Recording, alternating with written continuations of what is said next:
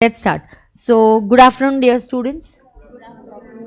So, let's start. We are going to start with back today. And मैं combined problems आपके साथ कराऊंगी. तो थोड़ा सा टेक्निकल इशू की वजह से टाइम गया. ऐसे कभी कभी होने वाला है. Because of this technical issues you are able to sit at home and watch the lectures. You are getting backup. So sometimes time is going to go in this. It doesn't happen often. Very rarely ऐसा होता है कि app में कभी issue आता है, क्योंकि regular batch में भी हम लेते हैं तो बहुत रेयरली ऐप पे इशू आता है. बट एक हाथ बार आया तो कोई बात नहीं. अब मैं आपको बैक बोलूँगी. बैक की ये जो लिस्ट है, एक नोट्स में हमारी लिस्ट है.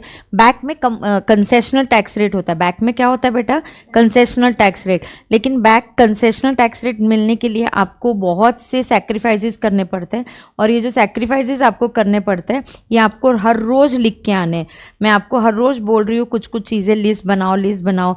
मैंने आपको बोला है अलावेबल डिसअलावेबल एक्सपेंसेस की लिस्ट बनाओ, ग्रुप पे डालो, शेयर करो सबके साथ. अब हम करेंगे आज से लेके 10 बार. आपको 10 दिन तक कंटिन्यूस बैक की लिस्ट बनानी है. मतलब क्या क्या सैक्रिफाइस हुए. आज से लेके कितनी बार लिस्ट बनानी है? 10 बार. तो जब 10 बन जाएगी तब अगली लिस्ट आएगी. ऐसे कुछ ना कुछ आपको एक ही नोटबुक बनाओ, उधर ही हर रोज लिखते जाओ. लिखने से चीज़ें बहुत अच्छे से याद होती है. अब देखो बैक में क्या है.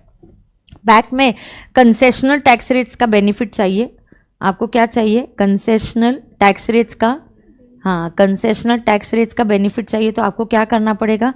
सैक्रिफाइस करने पड़ेंगे. अब सैक्रिफाइस चैप्टर वाइज याद रखोगे तो इजी जाता है कि सैलरी के चैप्टर को क्या सैक्रिफाइस करना है. सैलरी के चैप्टर में आपको क्या सैक्रिफाइस करना है? एमपी एमएलए का डेली अलाउंस होता है, कॉन्स्टिट्यूएंसी अलाउंस है, ये नहीं मिलेगा.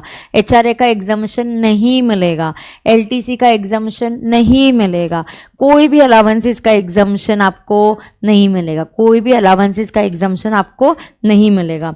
अब जो एक्सेप्शंस है इसमें 4 एक्सेप्शंस है देयर.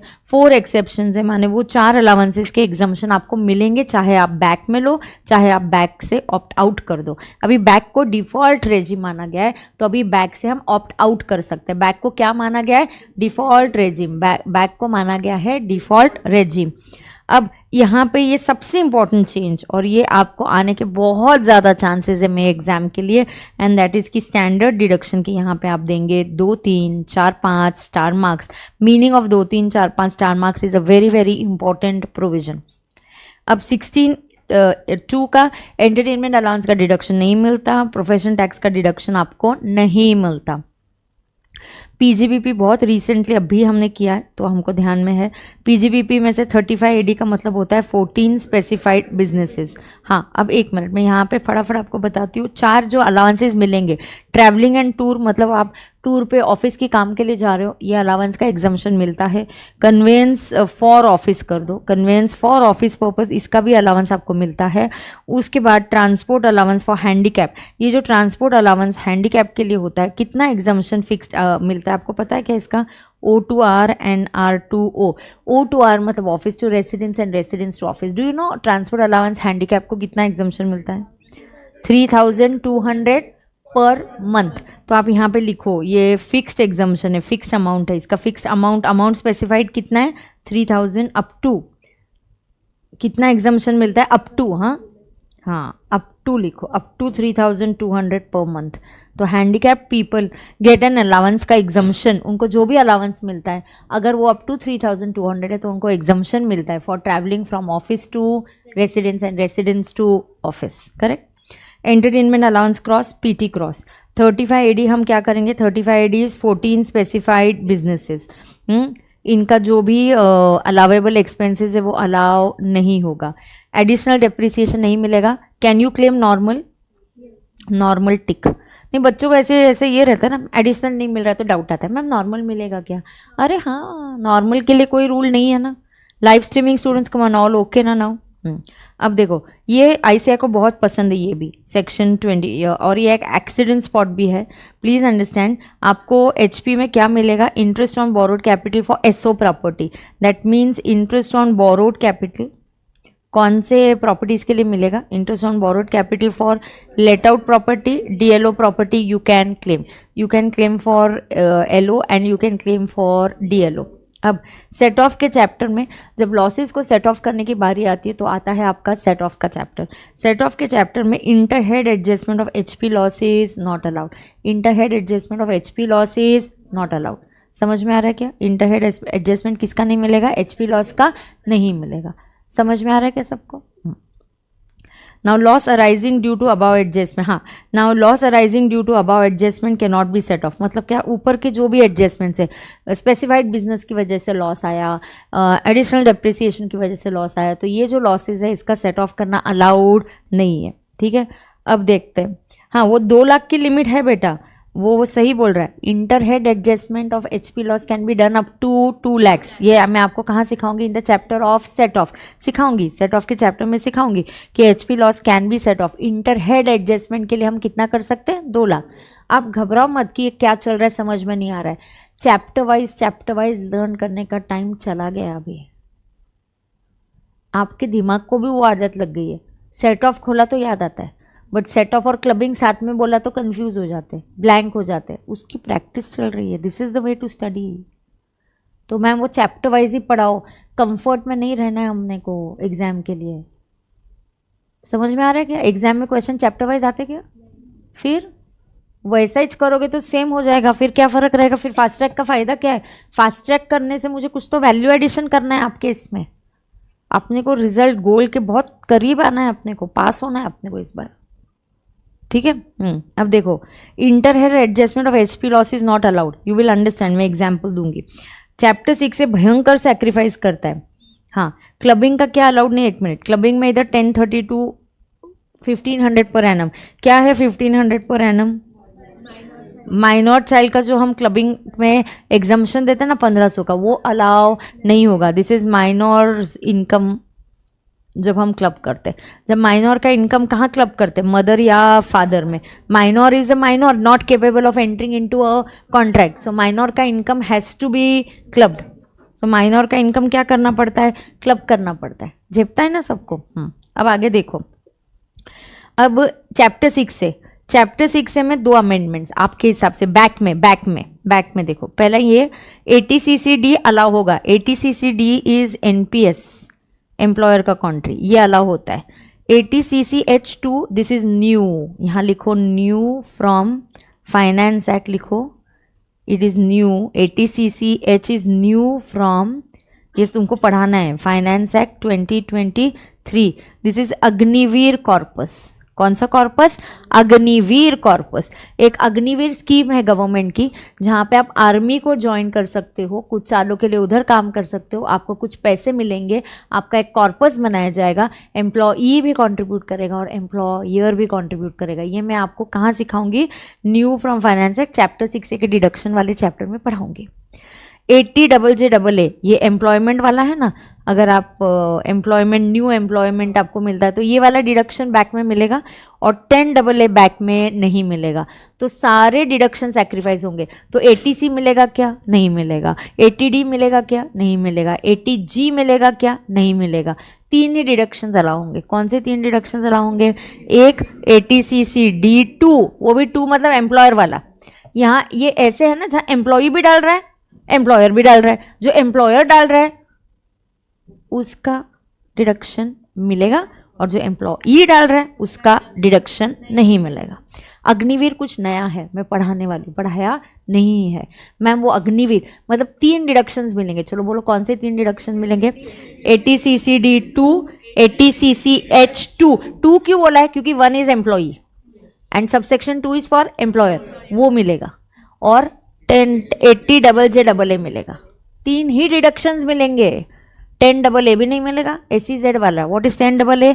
SEZ वाला, ये भी नहीं मिलेगा बेटा, नहीं मिलेगा। सारे डिडक्शंस नहीं मिलेंगे। ठीक है, चलो बिना देख के फटाफट मुझे बोलो बैक में क्या मिलेगा, नहीं मिलेगा। 1 मिनट का टाइम है, फटाफट लिखो। All allowances cross, HRA cross, standard deduction tick मिलेगा। चलो बैक में चैप्टर वाइज लिखो। मैं आपको चैप्टर का नाम बोलती हूँ, आप बिना देख के लिखो, फटाफट करो, नोटबुक करो, जल्दी लो, ऐसे पढ़ते हैं, फटाफट करो। Back, sacrifices of back, sacrifices of back.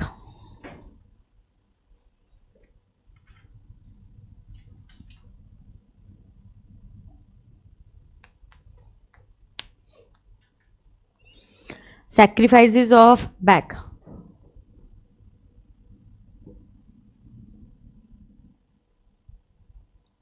क्या सैक्रिफाइसेस है बैक का?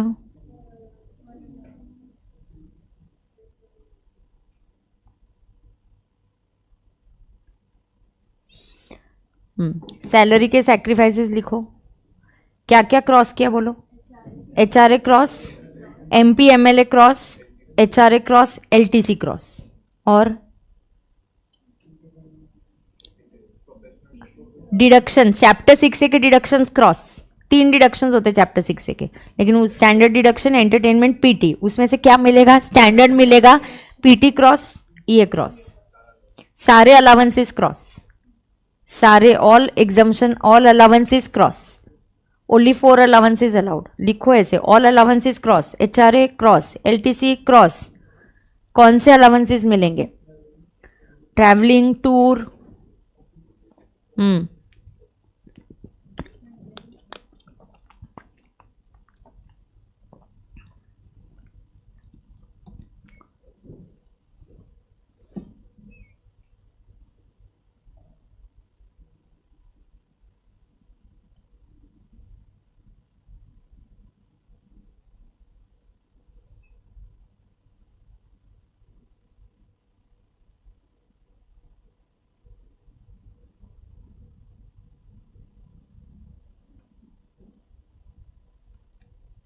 नेक्स्ट सैलरी के बाद लिखो पीजीबीपी।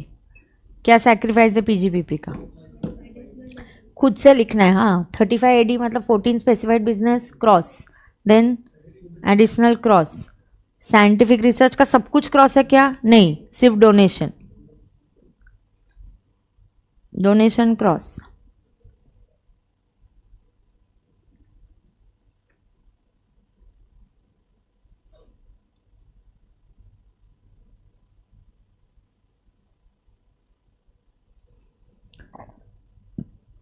HP में क्या क्रॉस है? Interest on borrowed capital for SO property. Clubbing 1500 cross, correct. Clubbing में 1500 क्रॉस।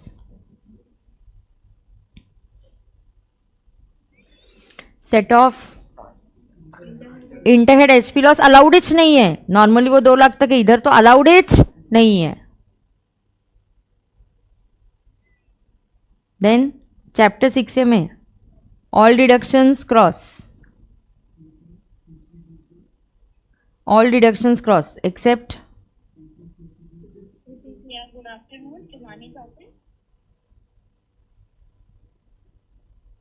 आज क्या डेट है? 23 है ना?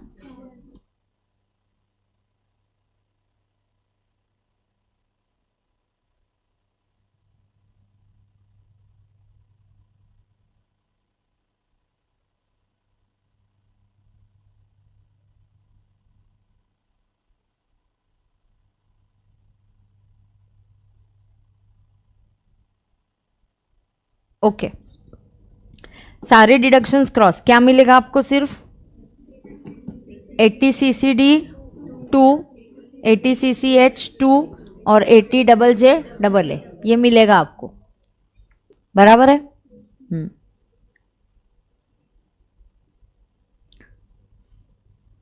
एंड सारे डिडक्शंस क्रॉस, 10AA क्रॉस कर दो। डन है। कौन सा चैप्टर सैक्रिफाइस नहीं कर रहा कुछ भी? Capital gains.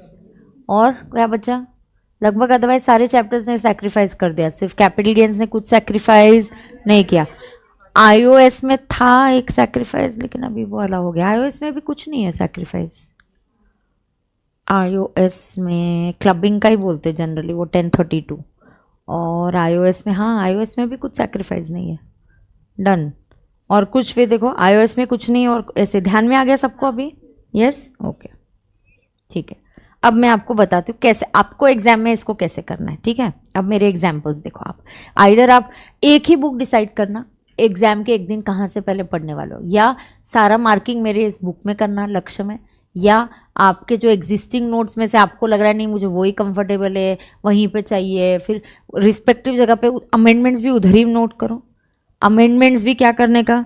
अमेंडमेंट्स भी आपने उधर ही नोट करना चाहिए। अमेंडमेंट्स वहाँ पे नोट कर लो, सब कुछ इंस्ट्रक्शन स्टिकी नोट, फिर आधा इधर आधा उधर, ऐसा नहीं चाहिए। आज से एक बुक डिसाइड कर लो जहाँ से आप एग्जाम के एक दिन पहले पढ़ने वाले हो। आपको लग रहा है ma'am I am okay with this book क्योंकि मैं मार्किंग यहाँ पे कराऊंगी, तो आप इसी को स्टिक करो। देन फिर आपने आपके रेगुलर नोट्स में से कुछ लिखा होगा तो आप यहाँ पे नोटिंग करो। Fix only one book from today, don't create confusion, ये देखो उधर देखो आधा अधूरा नहीं। तो इस बुक को फाइनल किया, स्टिकी नोट्स कैरी करने के, इधर लिखने का, या यहाँ पे नोटबुक के पेजेस को नंबरिंग करो, यहाँ पे लिखने का, read this example from notebook. Very important from where, नहीं तो वन डे बिफोर का प्लानिंग पूरा वेस्ट जाता है, फिर एग्जाम में रिजल्ट नहीं आता। ठीक है, तो आज से ही एक ही बुक रखो, स्टिकी नोट से उधर लिखते जाना, फिक्स करो ऐसा। अब देखो, अब आपको कैसे आएगा मैं आपको बताती हूँ। हाउस प्रॉपर्टी,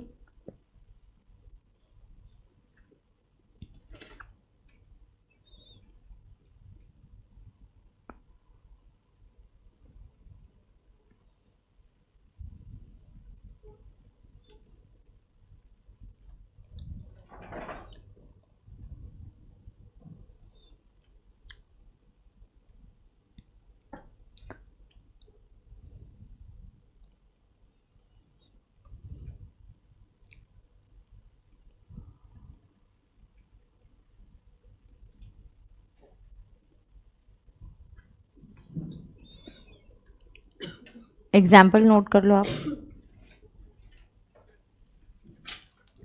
जहां बैक मार्किंग किया है उधर ही नोट करो प्लीज, बहुत इंपॉर्टेंट है। Don't make me tell you these things again and again, stick to one place. कितनी चीजें कहाँ कहाँ से रेफर करोगे, पढ़ाई एक ही जगह से होने वाली है।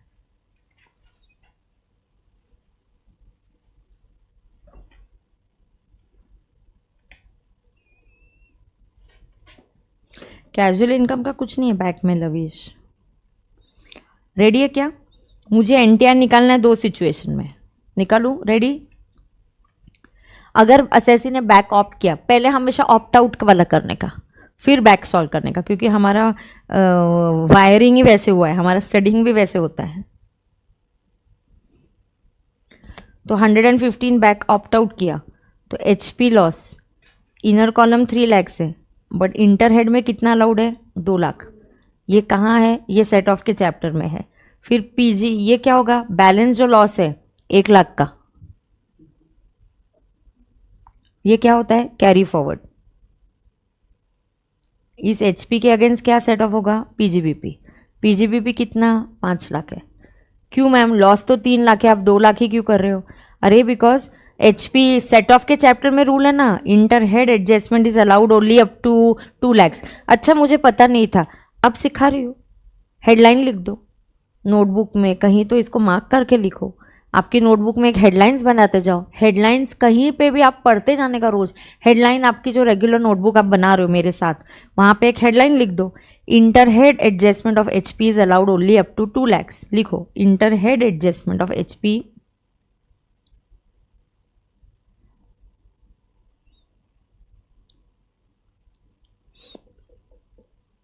Inter head adjustment of HP is allowed only up to rupees 2 lakhs।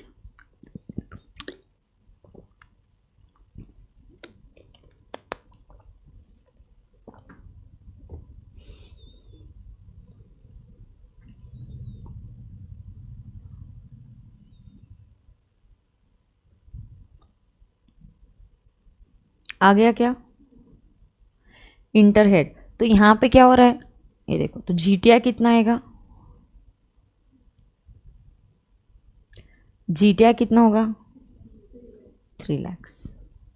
और फिर चैप्टर 6 से एटीसी कितना है? 1.5 लाख। तो आपका एनटीआई कितना होगा? फिर आप इस पे जो भी टैक्स के रूल्स अप्लाई करोगे वो नॉर्मल वाले करोगे, ऑप्शनल मेथड के। ऑप्शनल, आपने बैक ऑप्ट आउट किया, ठीक है। अगर मैंने बैक ले लिया, टैक्स के रेट्स कम पड़ेंगे, लेकिन अब क्या होगा?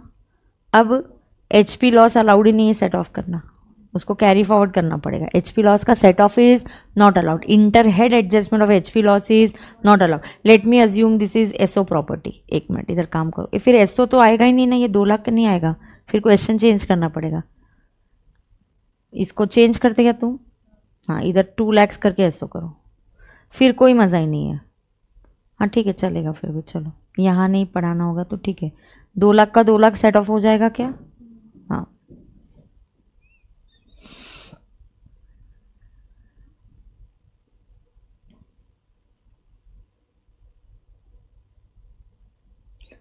लिया क्या?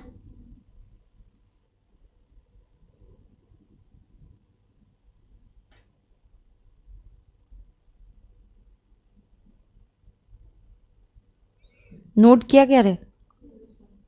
मैंने क्वेश्चन चेंज किया। SO can never have a negative loss more than 2 lakhs ना रे बाबा, मुझे एसओ लेना था अभी इसलिए। हाँ, अब बैक करते वक्त 2 प्रेजेंटेशन कर सकते हो। सुनो, एक एक करके हेड वाइज भी कर सकते हो। या तो आई कैन से एचपी का लॉस अलाउड नहीं है तो मैं डैश करूंगी। दूसरा आएगा पीजीबीपी, तो मैं पीजीबीपी में कितना लूंगी? 5 लाख। क्यों? बैक में इंटर हेड, ये सैक्रिफाइसेस है, सेट ऑफ ने सैक्रिफाइस किया। ये बेनिफिट जो आपको मिल रहा था एचपी का लॉस सेट ऑफ करने का, ये बेनिफिट आपको नहीं मिलेगा। HP loss cannot be set off. Interhead adjustment of HP loss is not allowed in back. तो GTI कितना हो जाएगा? 5 लाख। अब चैप्टर 6 से डिडक्शन भी नहीं मिलेगा तो NTI क्या होगा आपका? 5 लाख। फिर ये जो NTI, तो NTI दोनों में अलग अलग होता है बेटा। हमेशा जब क्वेश्चन आता है पहले नॉर्मल करने का, जहाँ पे आपने ऑप्ट आउट किया है, फिर आपने बैक करने का, क्योंकि हमारा ब्रेन का वायरिंग ही वैसे हुआ है कि हम लोग पहले नॉर्मल करते हैं और फिर हमें समझना है कि 115 बैक में क्या सीन होगा। समझ में आया क्या? या इसका प्रेजेंटेशन मैं ऐसे भी कर सकती हूँ। I can directly start with NTI। इसका NTI कितना है? 1.5 लाख। क्या अलाउ नहीं है इसमें? ATC, तो ऐड कर दो, कितना आएगा? 1.5 लाख। ठीक है, और क्या अलाउड नहीं है? HP loss set of allowed नहीं है, तो वो भी ऐड कर दो, 2 लाख। तो ये कितना आएगा? इसका NTI under 115 back will come to 5 lakhs। Both the presentations are okay. ये सिर्फ प्रेजेंटेशन का फ़र्क है, आपको जो कंफर्टेबल लगे आप वैसा कर सकते हो। समझा क्या? सैक्रिफाइस का मतलब ये होता है, झेपता है क्या नहीं झेपता है? ओए, झेपता है कि नहीं झेपता है? डाउट है तो पूछो ना। ए, डाउट है क्या तुमको? क्या? क्यों? क्या नहीं? इधर भी 5 लाख है, उधर भी 5 लाख है, ये क्या है? क्या किया बोल? रुक रुक रुक, देख। हाँ, मैंने यहाँ से स्टार्ट किया, मैंने उल्टा किया। इधर मैंने एक एक हेड में एडजस्टमेंट किया, इधर नहीं किया मैंने। सेकंड वाले में मैंने डायरेक्टली 1,50,000 से स्टार्ट किया और क्या क्या नहीं मिलेगा वो ऐड बैक करके मैं 5 तक आई। इस ऑप्शन में भी तू 5 में आई, पर इधर तूने हेड वाइज किया। 1.5 लाख NTI, अगर बैक नहीं होता, बैक नहीं है तो NTI कितना है? 1.5 लाख। फिर क्या अलाउड नहीं है? ATC अलाउड नहीं है तो ऐड करो, HP लॉस अलाउड नहीं है तो ऐड करो, फिर ये बैक वाला NTI है। दोनों presentation is correct. Observe observe. हाँ, डाउट है तो मुझसे पूछो, बट पहले कैसे करने का? ऑब्जर्वेशन करो। डाउट है क्या किसी को? पक्का नहीं है किसी को डाउट? नहीं है? पक्का? चलो, 2 क्वेश्चंस यहाँ पे देखते हैं। एक सिद्धांत वाला होगा और एक ये है, क्या देखते हैं। पहले कुछ क्वेश्चन देखती हूँ मैं कौन सा इस पे कर सकती हूँ। बैक पे, बैक का टैक्स रेट भी पढ़ाना है ना मुझे आपको। बोल बोल, डाउट है तो पूछ। डरो मत, घबराओ मत डाउट पूछने से बेटा। हाँ हाँ, डॉक्टर निरंजन का सैलरी भी बोला है, टोटल इनकम ही बोला है ना। हाँ,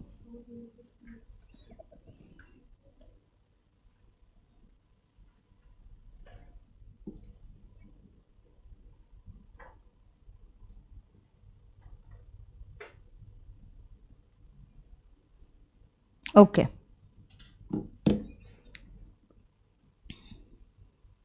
तो बैक के आपको सैक्रिफाइसेस समझे क्या बेटा? हाँ, अब देखो ये question number 2, will do this. Question number 2 पहले सॉल्व करेंगे। अच्छा, अगर आपकी नोटबुक नंबर है, इधर तुरंत नोटबुक का पेज नंबर आना चाहिए। बहुत सिस्टमैटिक काम करना पड़ता है एक दिन पहले के लिए। ये जोक नहीं है बेटा, सिलेबस बहुत वास्ट रहता है। ढंग से हमारे रेगुलर क्लास में एक एक पेज नंबर, एक एक नोटबुक नंबरिंग होके क्वेश्चन क्या नंबरिंग होता है। It tell me one thing, अपने मेरे को वो कंबाइंड कौन से क्वेश्चन है, ये होमवर्क चेकिंग में है क्या? ये है ना, तो फिर यहीं से फिर वो यूज़ हो जाएगा मेरा। तो मुझे वो लिस्ट दे के रखना, तो वही हम यहाँ पे मैं वैसा कट कट करके आई कैन यूज़ दैट। हाँ, ओके। अब doctor Niranjan question, ready everybody? Doctor Niranjan, either I am using, this is a fast track lecture, but मैं रेगुलर क्लास में कुछ मुझे होमवर्क चेकिंग में अगर ये होगा तो this will also be, it will help you to do the homework checking for my regular class also. Doctor Niranjan, a resident individual 60 years is running a clinic in Surat. Her income and expenditure account for the following is given below. So income expenditure दिया है, by consultation and medical charges 58,85,000, by income tax refund. ICAI loves this adjustment of income tax refund and the interest on that. ठीक है, ICAI को पसंद है. तो आप कहीं पे भी हेडलाइन में मैंने पहले भी लिखवाया है शायद आपसे, income tax refund is not a income but interest on income tax refund is taxable under IOS. आपके पास ये होना ही चाहिए. फिर आता है डिविडेंड. अब dividend from UTI, this is taxable under IOS. फिर डिविडेंड के बाद आता है विनिंग फ्रॉम गेम शोज का winning is also going under IOS. By rent, this rent of property होगा तो this is of course going to come under income from HP. अब debit side, only on debit side क्या है? Medicine consume, staff का salary, clinic consumable, rent paid, admin expenses, amount paid for scientific research association approved under section 35, and net profit. net profit. अब net profit 4,40,400. Rent payable includes 30,000 paid by check towards rent for her residential house in Surat. Oh my God, घर का rent पे किया, ये personal हो गया ना? ये क्या हो गया? पर्सनल हो गया. This is personal. लेकिन अगर आप घर का रेंट पे करते हो, listen, but if you pay house rent and you don't own a house, लिखो. एंड इफ यू पे, ये हेडर फुटर में जगह है ना, थोड़ा उधर है ना, तो मेरे साथ लिखो जैसे मैं लिख रही हूँ. मैंने कैसे सूरत के बाजू में लिखा पर्सनल है, लिखो चलो. एग्जाम में यही तो करना होता है ना.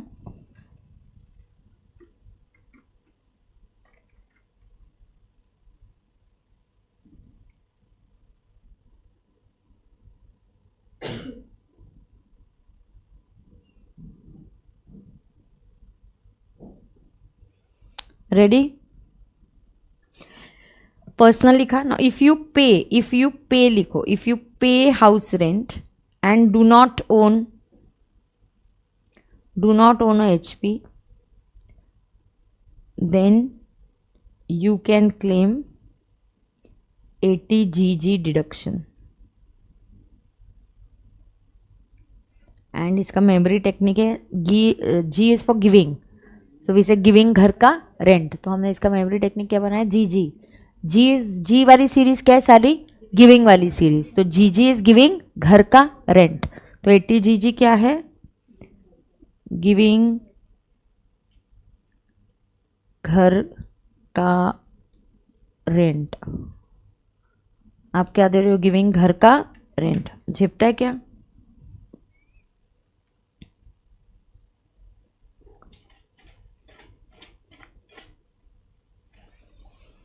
ठीक है. आगे देखो, क्लिनिक इक्विपमेंट्स है, WDV वगैरह है. तो क्लिनिक इक्विपमेंट्स पे अपन क्या लेंगे? डेप्रीसिएशन. क्या रेट से लेंगे? 15%. प्लांट एंड मशीनरी पे रेट क्या है? 15%. Rent relates to house property. ओ बेटा, उसके पास घर है, रेंट पे दे दिया. अब 80 GG नहीं मिलेगा. 80 GG तभी मिलता है अगर आपके पास खुद का घर नहीं है और आप रेंटेड घर में रह रहे हो. 80 GG तब नहीं मिलेगा आपको. कब नहीं मिलेगा? आपका खुद का घर है, वो रेंट पे दे दिया, और तुम रेंटेड घर में रह रहे हो. हो 80 GG नहीं मिलेगा.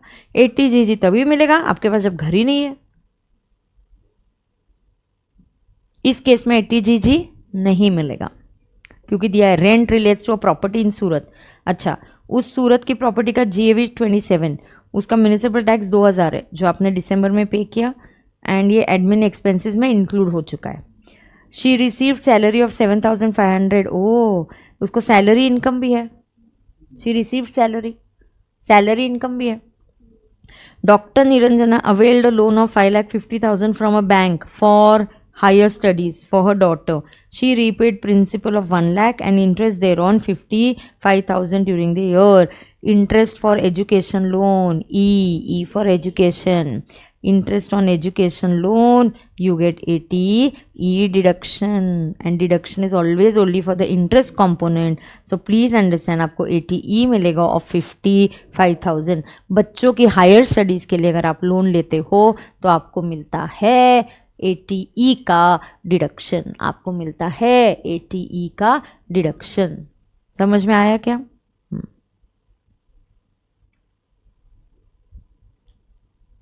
अब आ गए, she paid 1 lakh as tuition fees, not in the nature of, she paid 1 lakh as tuition fees, not in the nature of development fees or donation to university but for full time education. तो 1 lakh of tuition fees आप देते हो ना, ये 80C में जाता है. तो आप कहीं 80C की लिस्ट बना रहे हो लास्ट पेज पे, तो हमने कल लिखा था NSC PPF, उधर लिखो tuition fees for full time education. Tuition fees for full-time education of children is covered under 80C. Tuition fees for full-time education is covered under 80C.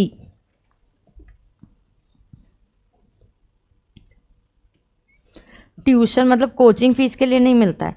School की fees में से कुछ कंपोनेंट होता है जो tuition fees होता है, कुछ बिल्डिंग फंड जाता है, लाइब्रेरी फंड जाता है. तो उसमें जो ट्यूशन फीस का कंपोनेंट है उसके लिए आप क्या क्लेम कर सकते हो?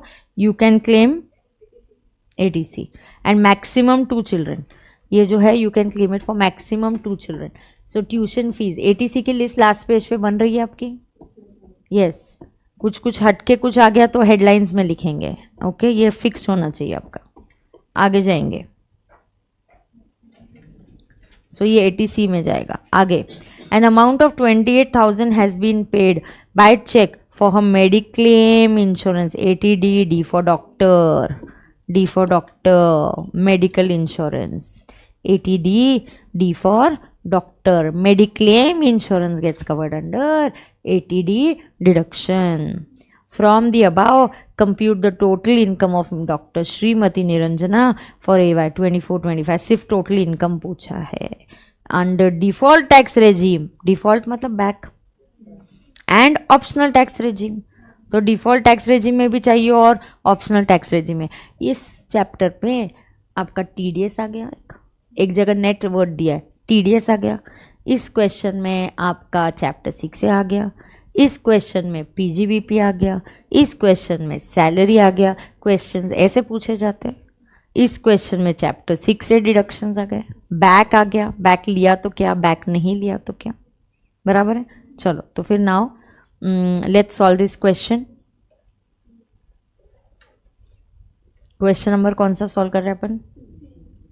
कौन से पेज पे है हमारा? Page 271, combined questions. बराबर ना? क्या क्वेश्चन ने आपको कुछ इंस्ट्रक्शंस दिए? सबसे पहले मैं लिखवाती हूँ फैक्ट्स. ये मेरे क्लास का हमेशा प्लस पॉइंट है. हम लोग पहले क्वेश्चन एनालाइज करके फैक्ट्स लिखते हैं और फिर आगे जाते हैं. ठीक है.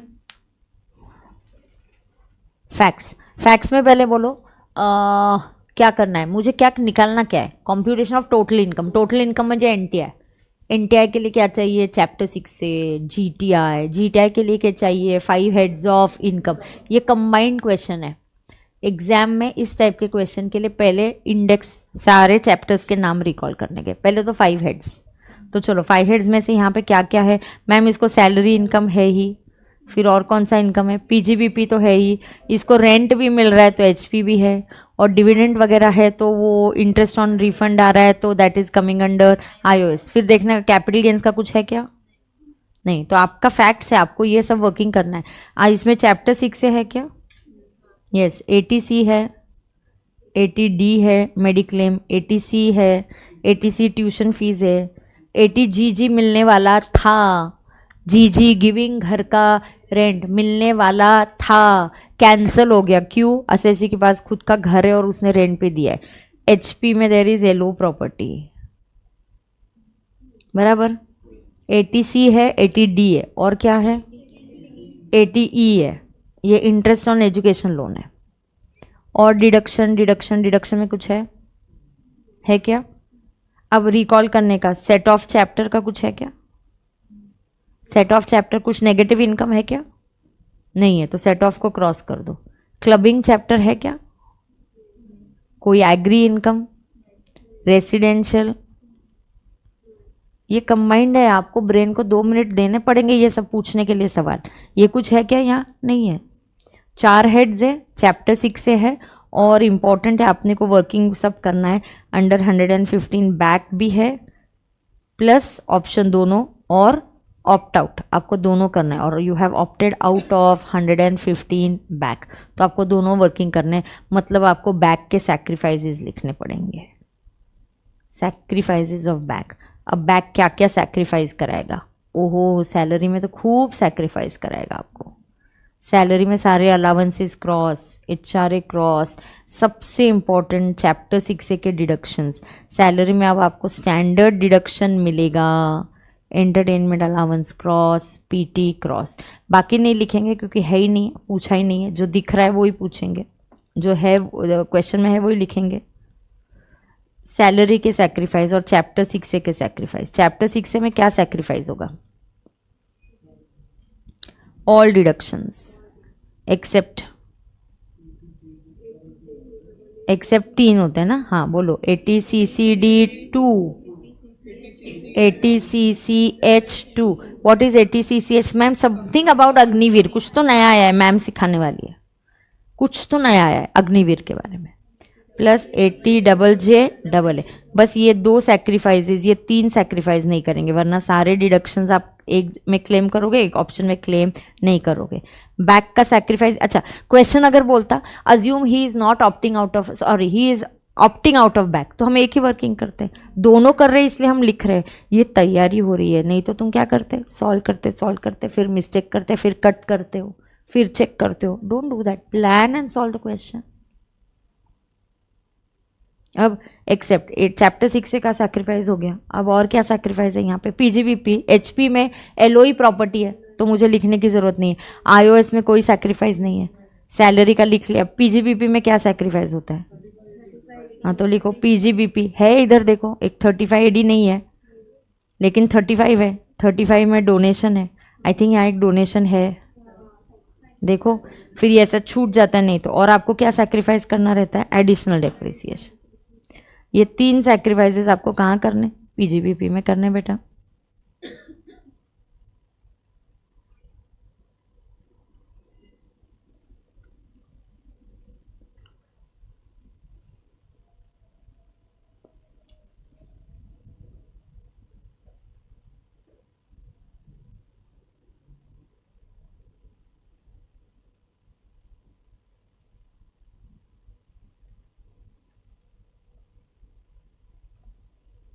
Are you all done?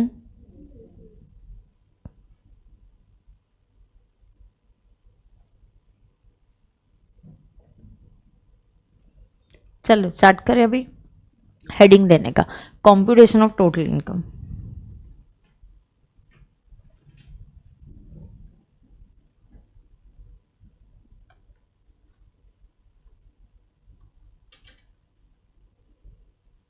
पहला हम बोलेंगे ऑप्टिंग आउट ऑफ बैक। पहले हम क्या लिखेंगे? ऑप्टिंग आउट ऑफ 115 बैक, वही पहले करने का हमेशा।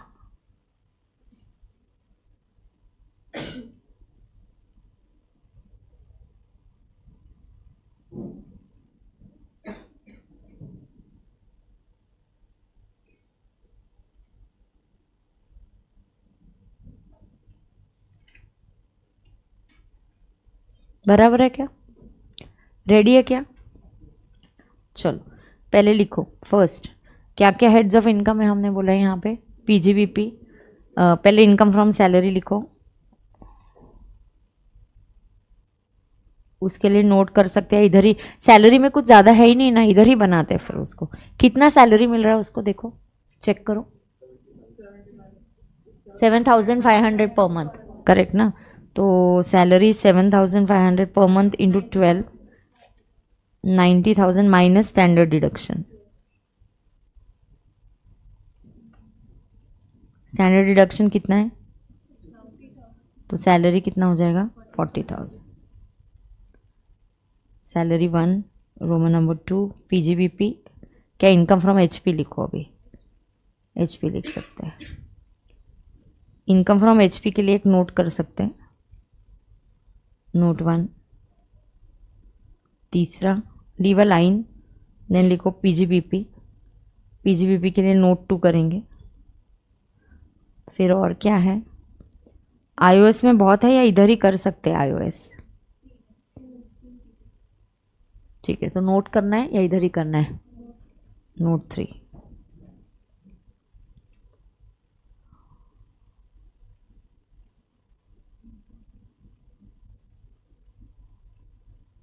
GTI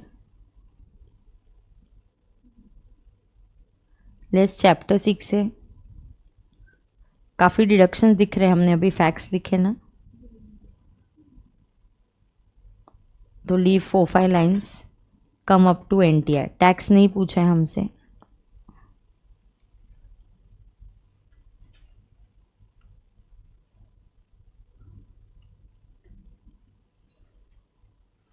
बराबर है क्या?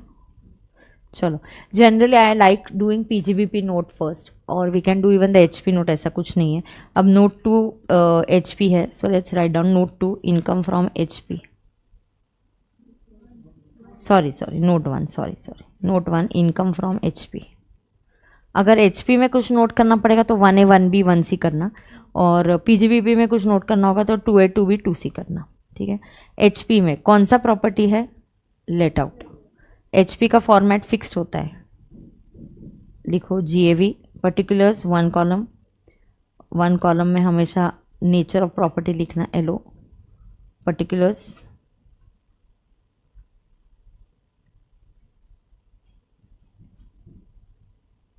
देख लो सही आ रहा है क्या?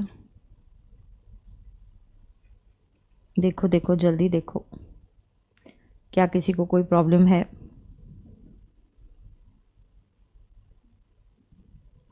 सो GAV less municipal taxes, format fixed है HP में। NAV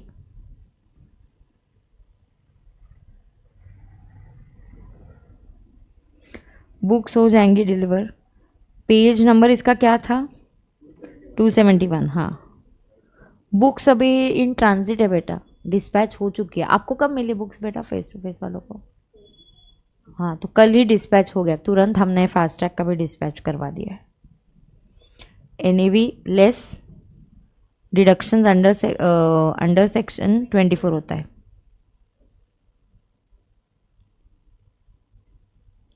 A is always standard deduction, ये फिक्स्ड होता है। यहाँ ना सारे खर्चे वगैरह कवर करने के लिए होता है, घर के जो खर्चे होते हैं ना, repairs, maintenance, insurance. And 24B is always interest on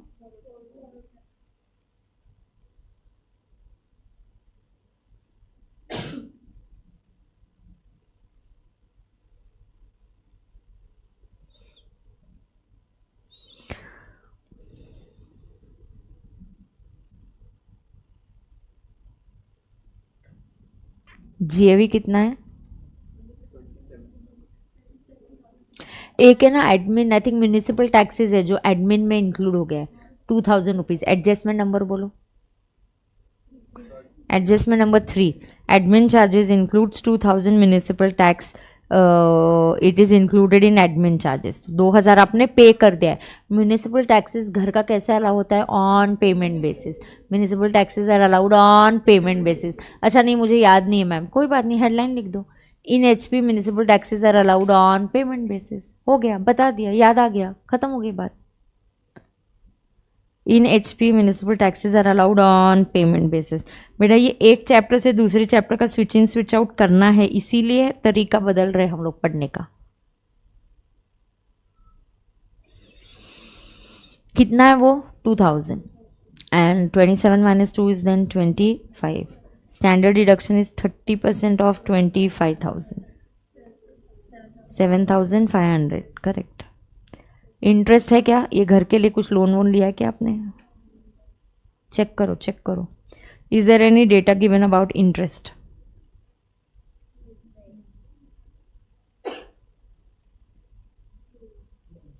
check करो any data relating to interest.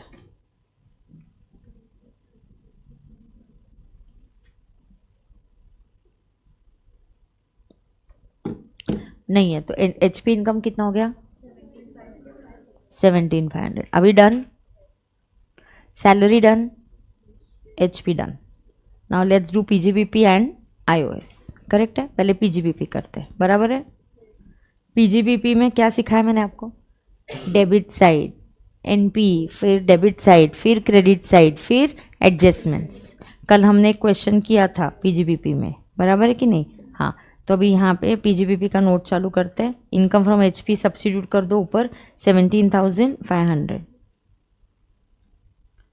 अब मुझे पीजीपीपी करना है, करेक्ट है?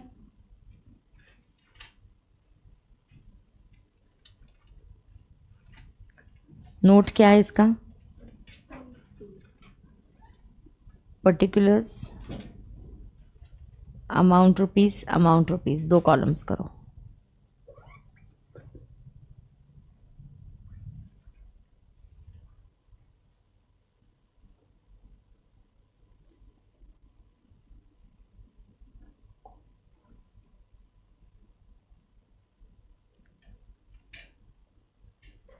रेडी है? Net profit as per profit and loss account.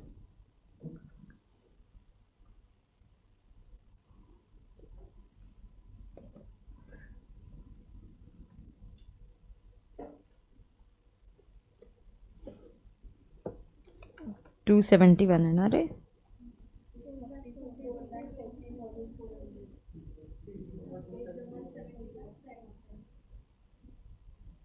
क्या कंफ्यूजन है इसमें?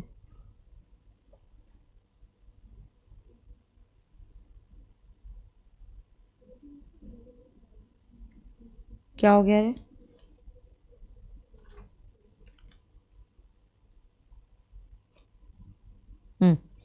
चलो let's start. Net profit as per PNL is 4 lakh. अब पीएनएल का debit side, medicine consumed, any problem? Staff salary, any problem? Should it be allowed? Yes. Businessman के view point से सोचो, staff के लिए सैलरी दिया तो अलाउ होना चाहिए। उसके बाद clinic consumables, is it allowed? Yes. Rent paid, यहाँ आ गया, रेंट पेड इंक्लूड्स, पहला adjustment, rent paid includes 30,000 paid by cheque towards rent for residential house in Surat. तो ये जो रेसिडेंशियल हाउस है ये अलाउ नहीं होगा। नहीं तो इस रेंट का हम क्या कैलकुलेट करते, 80 जीजी करते थे, बट जीजी कब मिलता है? आपके पास खुद का घर ही नहीं है तो आपको मिलता है। हाँ, तो यहाँ पे हम पहले तो ऐड करेंगे, पर्सनल खर्चा है। ऑफिस का रेंट है तो अलाउ होगा, पर्सनल रेंट अलाउ होगा क्या? नहीं। घर का rent is allowable? No. Personal expenses not allowable, only business related allowed. अब ये पहले तुम मन बना लो, अलाउड है या नहीं है? अलाउड नहीं है। अब अकाउंटेंट को बुलाओ, अकाउंटेंट तुमने क्या किया? वो बोलता है मैंने क्या किया, मैंने पीएनएल को डेबिट किया, डेबिट करने की वजह से प्रॉफिट गलती से कम हो गया, रेक्टिफाई करने के लिए ऐड करो। तो अपने को क्या ऐड करना पड़ेगा? First, rent for residence not allowed being personal,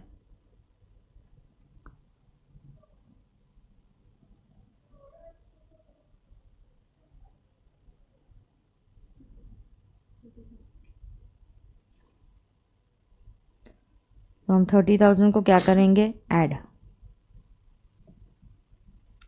second, amount paid for scientific research association approved under section 35. So amount paid to for a amount admin expenses, sorry I missed out, admin expenses 255 में HP का municipal tax है, HP का income HP में गया तो HP का खर्चा भी HP में जाना चाहिए, यहाँ वो खर्चा अलाउ नहीं होना चाहिए। एडमिन में गलती से 2000 हमने ऐड किया है, 2000 HP वाला खर्चा है, उसकी वजह से 2000 से क्या हो जाता है? प्रॉफिट गलती से कम हो गया, रेक्टिफाई करने के लिए ऐड करना पड़ेगा। Yes, so municipal tax of house property wrongly considered in, wrongly included in admin expenses.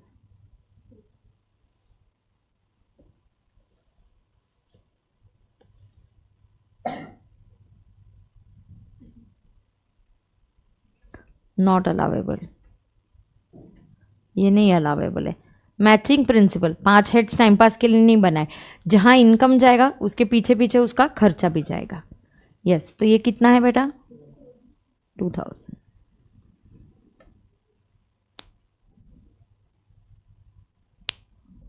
Done है क्या? Third, amount paid for scientific research association approved under section 35 is allowed. Amount paid is allowed. So under section 35 क्या ये amount paid allowed है? हाँ, कोई problem नहीं है।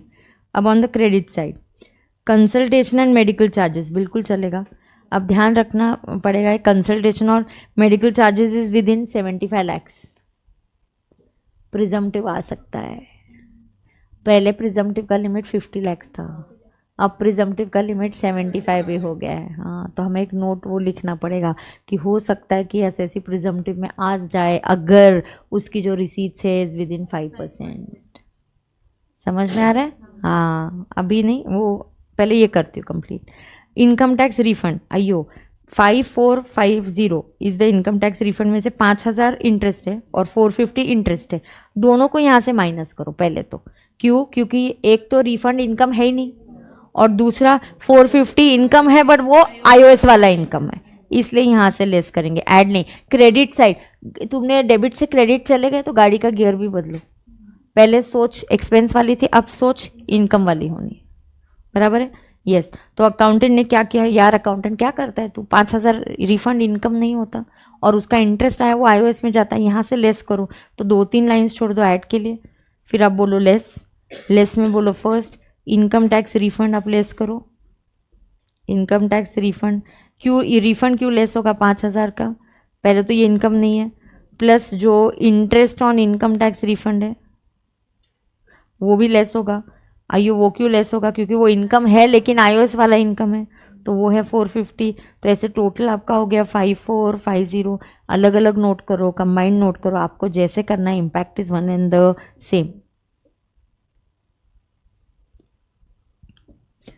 अब डिविडेंड के यहाँ बेटा ये नहीं यूज़ किया। अच्छा, किसी को बुक नहीं है ना, दिक्कत हो रही है ना, कोई बात नहीं, आपके पास ओल्ड मॉड्यूल भी होगा ना, वो भी क्वेश्चंस खोलो। ये सारे कंबाइंड क्वेश्चन मॉड्यूल वाले, आप नया वाला मॉडल लो, आप ओल्ड वाला भी मॉडल लो, सब मॉडल के क्वेश्चन नहीं है, ठीक है? अब देखो dividend, dividend on UTI, dividend from units of UTI, this should be taxable under iOS.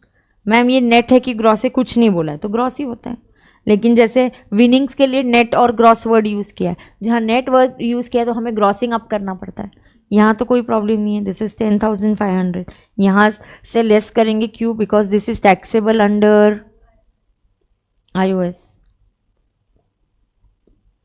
And third winnings, winnings का अब भी पीएनएल पे इम्पैक्ट कितना है? 35,000। तो winnings to be taxable under IOS, but IOS में जब टैक्सेबल करेंगे तब हम उसको क्या करेंगे? ग्रॉस अप कर लेंगे, लेकिन अब इम्पैक्ट कितने का पड़ा है? 35। ये लेस करो। रेंट, रेंट फ्रॉम एचपी, ये कौन से हेड में टैक्सेबल है? Income from HP.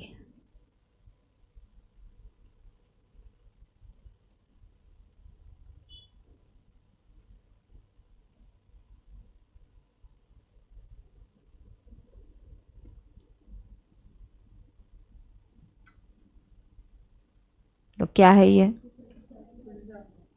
27,000। इसको ऑलरेडी एचपी में कंसिडर हो गया। एक सेकेंड, अब रुकने का, अब देखने का डेबिट साइड, क्रेडिट साइड। अब एडजस्टमेंट्स बोलो कौन सी बची है?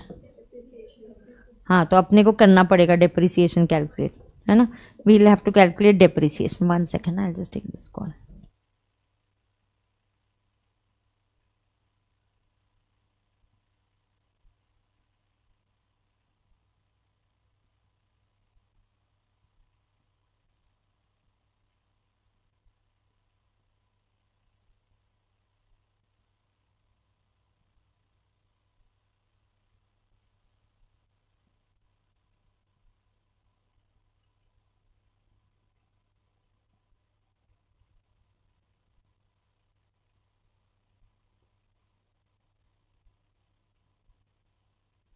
अब बोलो डेप्रिसिएशन। किधर गया मेरा, कौन झगड़ा कर रहा है? चलो डेप्रिसिएशन बोलो। डेप्रिसिएशन का वर्किंग करेंगे। अब डेप्रिसिएशन 2 लाइंस छोड़ दो, यहाँ लिखो डेप्रिसिएशन। अब depreciation on clinic, opening WDV कितना है? इक्विपमेंट्स, पहले ओपनिंग पे डायरेक्टली आप निकाल सकते हो या तो ऐड करो, कैसे भी करो। तो ओपनिंग डब्ल्यूडीवी जो है 5 लाख, उस पर आपको कितना मिलेगा? 15%। तो 5 लाख का 15% इज 75। एंड एडिशंस, एडिशंस कब हुए? 8 दिसंबर में हुए। Acquired by cheque, oh my god, acquired by cheque. मैं उधर एक एडजस्टमेंट डाल दूं, 2 लाख का addition, however 20,000 was paid in cash, तो 2 लाख में से फिर 20,000 पे डेप्रिसिएशन नहीं मिलता 10,000 के ऊपर। ये चेक से क्यों दिया है? क्योंकि एक प्रोविजन मैंने पढ़ाया आपको फिक्स एसेट्स में कि अगर आप 10,000 के ऊपर क्या करते हो, कैश में लेते हो, तो फिर आपको नहीं मिलेगा, बराबर है ना। हाँ, तो यहाँ पे क्या हो रहा है, WDV 5 lakhs इंटू 15% 75,000 एडिशन हो रहा है। कितना एडिशन हो रहा है यहाँ पे?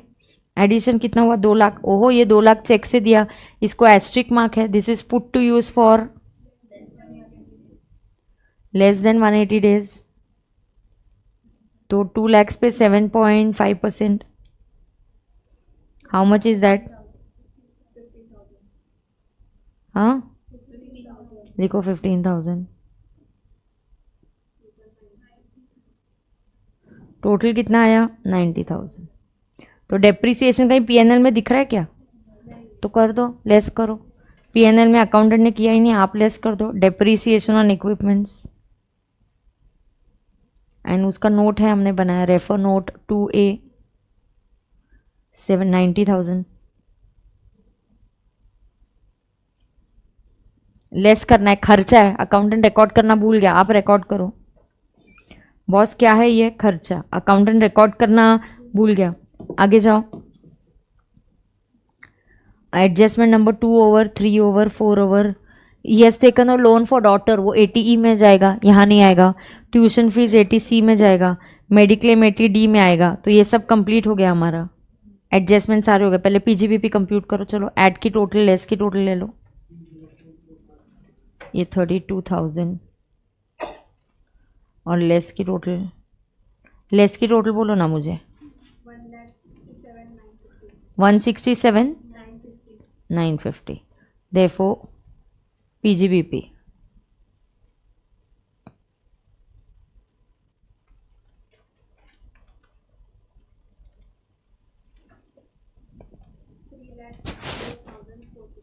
$3,04,50. PGBP is 3,04,450. Check.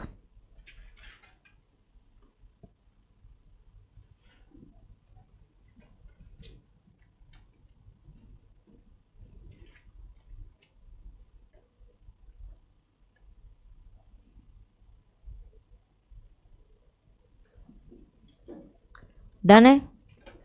ओए डन है क्या? 3,04,450। चलो इधर लिखो।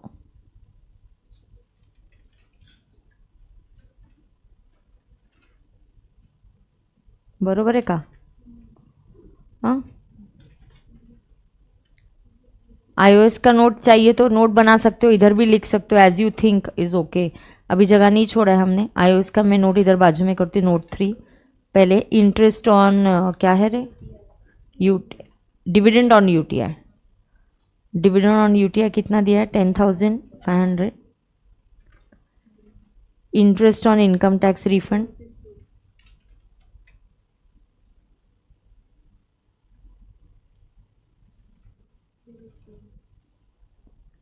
फिर विनिंग्स को नेट करना है बेटा please. Winnings is net given, always gross amount is charge to tax, always gross amount is charge to tax. Headline लिख दो। ग्रॉस अमाउंट का मतलब होता है net plus TDS। Always gross amount is charge to tax. What is the meaning of gross amount? Net plus TDS। तो अभी winnings कितना दिया आपको? 45,000 है ना? 45 है क्या? 35. So 35 divided by 70%. So 50. Always gross amount is charged to tax. So what is this? 60,950. हाँ, 60,950. झेपता है कि नहीं झेपता है? Take the GTI now. 4,01,950. Correct है?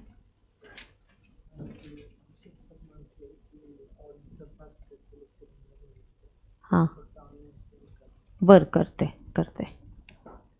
अच्छा, हर्षद सर का ऑडिट का फास्ट ट्रैक का लेक्चर नहीं होने वाला है, ठीक है? अगर आप में से कोई है तो। सो हर्षद सर की आज ऑडिट की फास्ट ट्रैक की क्लास नहीं है, नहीं है. Harshad sir's audit fast track class is not there. Okay. So 4,01,950 correct है क्या? आगे जाएंगे.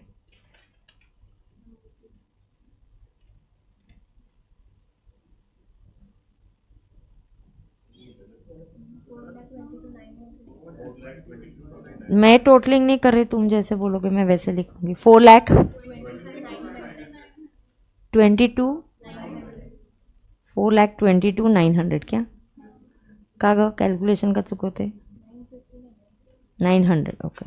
4,22,900. आई यू ओके? ए ओके क्या? हाँ. अब चैप्टर 6 एक चेक करो क्या? ATC tuition fees. ट्यूशन मतलब कोचिंग क्लास की फीस नहीं है, ट्यूशन फीस है.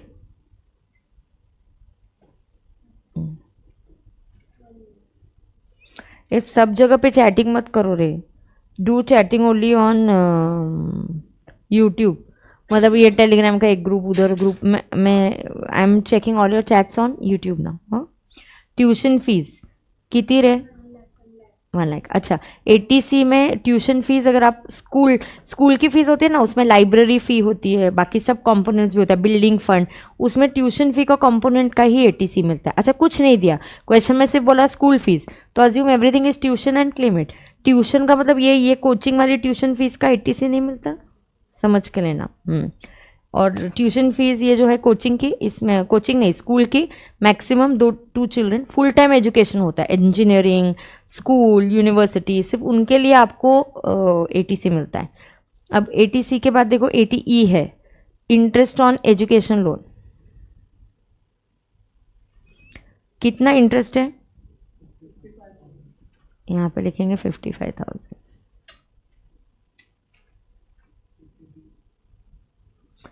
और फिर आपको है ATD मेडिक्लेम. कितना प्रीमियम पे किया? 28. ये डॉक्टर निरंजन की एज क्या है? इजी 60. यस. तो प्रीमियम कितना है बोलो ATD का? ये प्रीमियम कितना पे कर रहा है ये? हाँ, तो 28 का प्रीमियम और 50,000 की limit, which ever is lower. Senior citizen के लिए 50,000 होता है, so 28,000. I tell you, wait. हाँ, मैं लिखवाती हूँ, नॉर्मल सब लिखवा के देती हूँ, रुको. तो NTI बोलो कितना आ रहा है?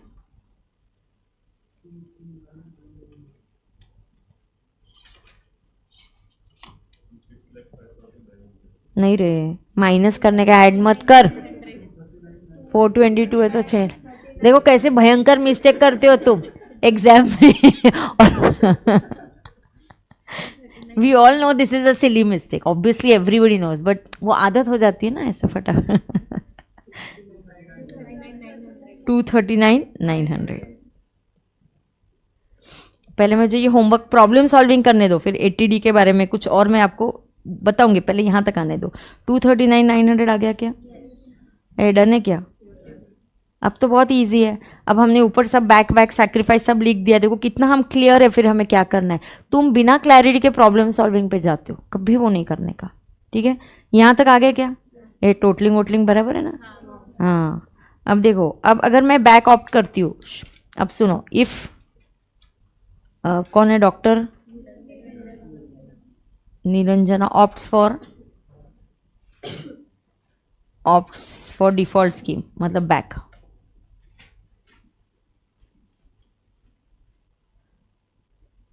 Default scheme means you opt for 115 back. Please note all the fast track students, Harshad sir की ऑडिट की क्लास नहीं है आज. तो अगर आप 115 बैक ऑप्ट करते हो, क्यों ऑप्ट करते हो 115 back? Ma'am TDS on winnings उसमें दिया हुआ है, तब भी 70% ऐड करेंगे. TDS की अमाउंट दी है क्या? 15,000. हाँ, तो फिर नहीं, तो फिर आप 35 + 15 भी कर सकते हो. बिल्कुल, मेरी वर्किंग ज़रूरी नहीं, बट वैसे ही होता है, उतना ही कट होता है. TDS का रेट भी 30% ही है, तो it will come and the same. ये TDS की अमाउंट है, ये नेट है. हमेशा gross amount is charge to tax. फिर ये नहीं ऐसा किया तो भी चलेगा, बट जनरली TDS का रेट भी 30% है. ओके. अब सुनो, अगर मैंने अभी क्या लिया बेटा, बैक, अब बैक लिया तो I can start with directly NTI, I will do it that way. तो मुझे बोलो एनटीआई कितना आया है 239,900। अब इसमें सैक्रिफाइसेस किसके, पहले चैप्टर 6 से सैक्रिफाइस कर दो, अलाउड ही नहीं है तो ऐड कर दो। ऐड 80C 1,00,000, ऐड 80D आपको कितना मिला 28,000। 80E भी अलाउड नहीं है, कुछ भी अलाउड नहीं है, 3 ही डिडक्शन अलाउड है बैक में। बोलो कितने डिडक्शन अलाउड है बैक में, 3। लर्न कर लो मेरे साथ, 80CCD2, 80CCH2, 80JJA, बस। तो 80E भी अलाउड नहीं है। ई कितना था 55। अब पीजीबीपी सैलरी का कोई सैक्रिफाइस नहीं है, सैलरी में अब तो स्टैंडर्ड डिडक्शन भी अलाउड है, सैलरी एज इट इज रहेगा। पीजीबीपी का सैक्रिफाइस करना पड़ेगा। एक जो हमने 35 में 1.5 लाख का अलाउ किया ना, 1.5 लाख पीएनएल में देखो 1.5 लाख, अब वो सेक्शन 35 यहाँ पे अलाउड नहीं है। तो add donation for scientific research,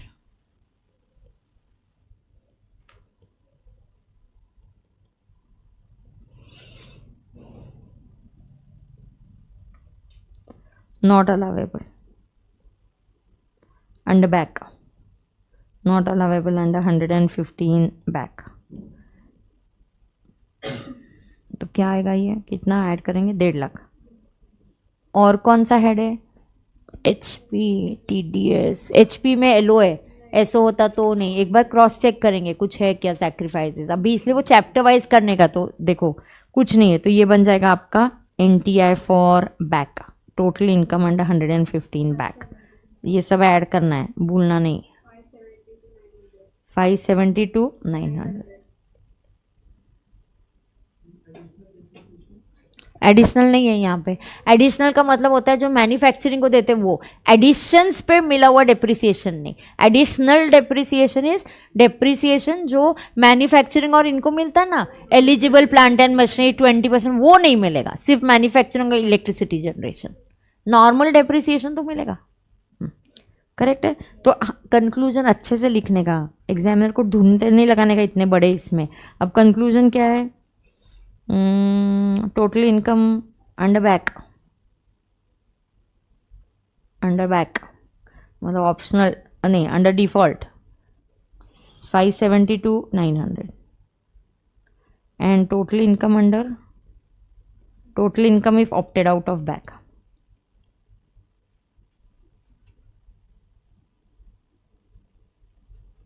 किती रे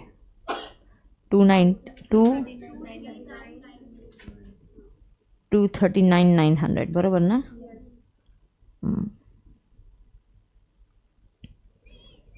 कुछ नोट्स आपके लिए अभी है या एग्जामिनर के लिए भी आप लिख सकते हो। यहाँ तक आ गए क्या, कोई डिफिकल्ट नहीं है। और अच्छा, ऐसे भी बच्चे होते बेटा जो रैंक में आते और जिनका पहला क्वेश्चन टैली नहीं होता, 14 मार्क्स का कंपलसरी। It's not a do or die situation of 14 marks, you get marks for steps. तो एक तो उसका प्रेशर लेके करना ही नहीं है। ऐसे भी बच्चे हैं जो रैंक लेके आते हैं, एग्जामिशन लेके आते हैं, ठीक ठाक से मार्क्स लेके आते हैं और बोलते हैं हमारा पहला क्वेश्चन टैली नहीं हुआ। ज़रूरी नहीं वो करना ही है, पूरे एकदम वो ही करना है और उसके बगैर पूरा पेपर ही नहीं हुआ, उसके लिए पूरा क्वेश्चन ही दाव पे लगा दो पेपर, ऐसा नहीं है। कर लिया होगा, मैनेज होगा, बट प्रेशर लेके मत करो कि नहीं ये तो आना ही चाहिए, पहला ही क्वेश्चन है, नहीं बहुत डिफिकल्ट है, हो गया, उधर ही तुम्हारा मूड खराब हो जाता फिर पूरा पेपर का। समझा क्या। हाँ, अब नोट्स में क्या, 80D for normal person, normal person के लिए 80D कितना मिलता है 25,000 और प्रीमियम। अब पहला क्वेश्चन कितने मार्क्स का होगा, मुझे लग रहा है आप प्रोपोर्शनेटली लेस करो, 60 मार्क्स के लिए लेट्स डू इट, 60 मार्क्स के लिए 14 मार्क्स का आता, तो 50 मार्क्स के लिए कितना, ऐसा अंदाजा हम लगा सकते हैं 12, तो आपको 12 मार्क्स का आएगा, बराबर ना, 10 से 12 मार्क्स आएगा भी, ठीक है। चलो, तो नॉर्मल पर्सन को 80D कितना मिलता, 25,000 और premium which ever is lower, and senior citizen को 50,000 और premium which ever is lower, and and क्या बोलना है, 80D आता है, 80C पता है तुमको, और क्या था, 80E भी पता है। 80E सिर्फ इंटरेस्ट के लिए मिलेगा। हो, दैट विल टेक, प्रिजम्पटिव का नोट लेंगे।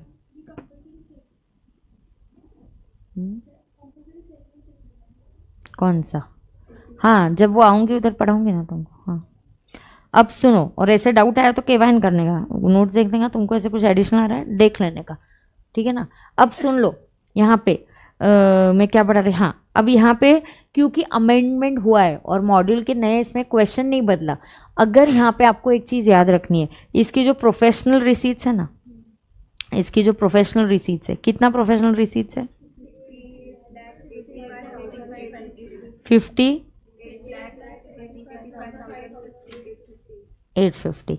Now you can say if ये श्योर नहीं है, क्यों, क्योंकि एडिशनल 75 लैक्स का भी प्रिजम्पटिव का लिमिट कब बना प्रोफेशनल्स के लिए, अगर उनकी total receipts, cash receipts are with in 5% of total receipts. So if the cash receipts are with in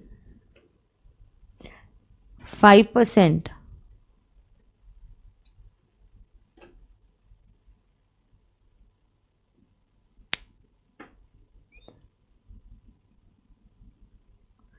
if cash receipts are within 5% of total receipts,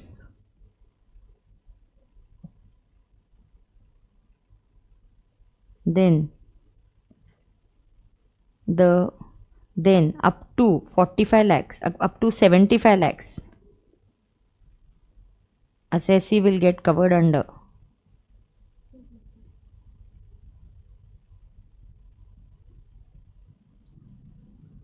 what?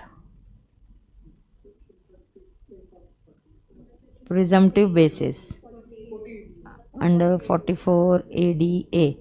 Section number याद नहीं आया तो भी चलेगा, बट प्रोविजन याद आना चाहिए। Therefore then the presumptive income will be, बस इतना ही एक नोट काफ़ी है, then the presumptive income would be 50% of 58,85,850।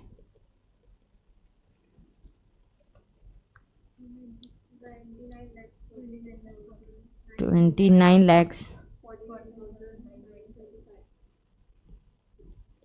ये सिर्फ बिजनेस से, प्रोफेशनल से। श्रुति पूछती है ma'am why house property instalment not included, where it is not included. हाँ, हाउस प्रॉपर्टी इंस्टॉलमेंट है क्या, लोन है क्या, नहीं है श्रुति, लोन नहीं है तो कहाँ इंक्लूड करूँ, एटीसी में आता है एचपी का रीपेमेंट, लेकिन नहीं है ना लोन, तो कहाँ इंक्लूड करूँगी श्रुति, क्या रे, श्रुति नहीं, श्रुति, अच्छा डन है क्या, किसी को कोई प्रॉब्लम है क्या, अप्रोच समझा क्या कंबाइंड क्वेश्चन का कैसा होना चाहिए, हाँ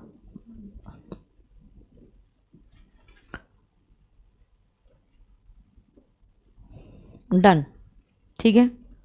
चलो पीजीबीपी में ओपन करो, कुछ क्वेश्चंस वहां से करेंगे, यहाँ पे कुछ है क्या कंबाइंड में देखती हूँ। और क्वेश्चन 2 हो गया, क्वेश्चन 1 हो गया ना, सिद्धांत वाला क्वेश्चन इस पे बेस्ड है, सैलरी पे, वो करना पड़ेगा, ये iOS बेस्ड है। हाँ, रिसीट पेमेंट वाला एक क्वेश्चन है राजीव। आप क्वेश्चन नंबर कौन सा करोगे, क्वेश्चन नंबर 5 हम होमवर्क के लिए करेंगे। बोलती हूँ ना, रुको। क्या पीएन ऐड कुछ रह गया क्या, बोल। नहीं, प्रिजम्पटिव अगर होता तो पूरा ही आंसर चेंज, पीजीबीपी ये आता तेरा, ये पीजीबीपी के बदले 3 lakhs के बदले तू 29 lakhs लेती, सिर्फ ये पीजीबीपी ये बुक्स के हिसाब से, और वो जो 29 lakhs है सिर्फ पीजीबीपी चेंज होगा, बट इतना पूरा करने की जरूरत नहीं, यहाँ पे सिर्फ इतना किया, वैसे भी हम ऑप्ट नहीं करेंगे, 29 lakhs कौन ही दिखाएगा, 3 lakhs बुक्स के हिसाब से आ रहा है, तो I will prefer not to opt for 44 AD। तो सिर्फ पीजीबीपी का आंसर सेम, बाकी iOS सेम, ये सेम, सब कुछ सेम, समझी क्या। हाँ, एक मिनट, अब मैं पहले, अगर मेरा भी रिसीट पेमेंट अगर हुआ आपके साथ,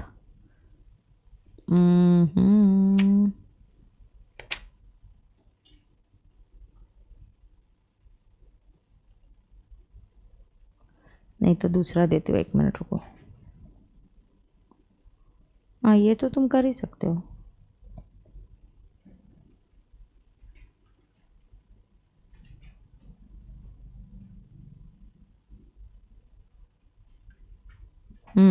you can do question number 6 combined problems वाला, पेज नंबर, ओ गॉड 275, पूर्वी वाला क्वेश्चन। यहाँ पे you have, she is following cash system. लिखो क्या फॉलो कर रही है, कैश सिस्टम। ये बहुत इंपॉर्टेंट है। कैश सिस्टम में क्या होता है, income will be recorded on receipt basis, expenses will be recorded only if they are paid. So Purvi वाला क्वेश्चन है, आपको इनकम एक्सपेंडिचर दिया है and you have to compute her income. You find out her income under both the methods. Total income निकालो homework के लिए। 1, she has opted out of back and she has opted for back.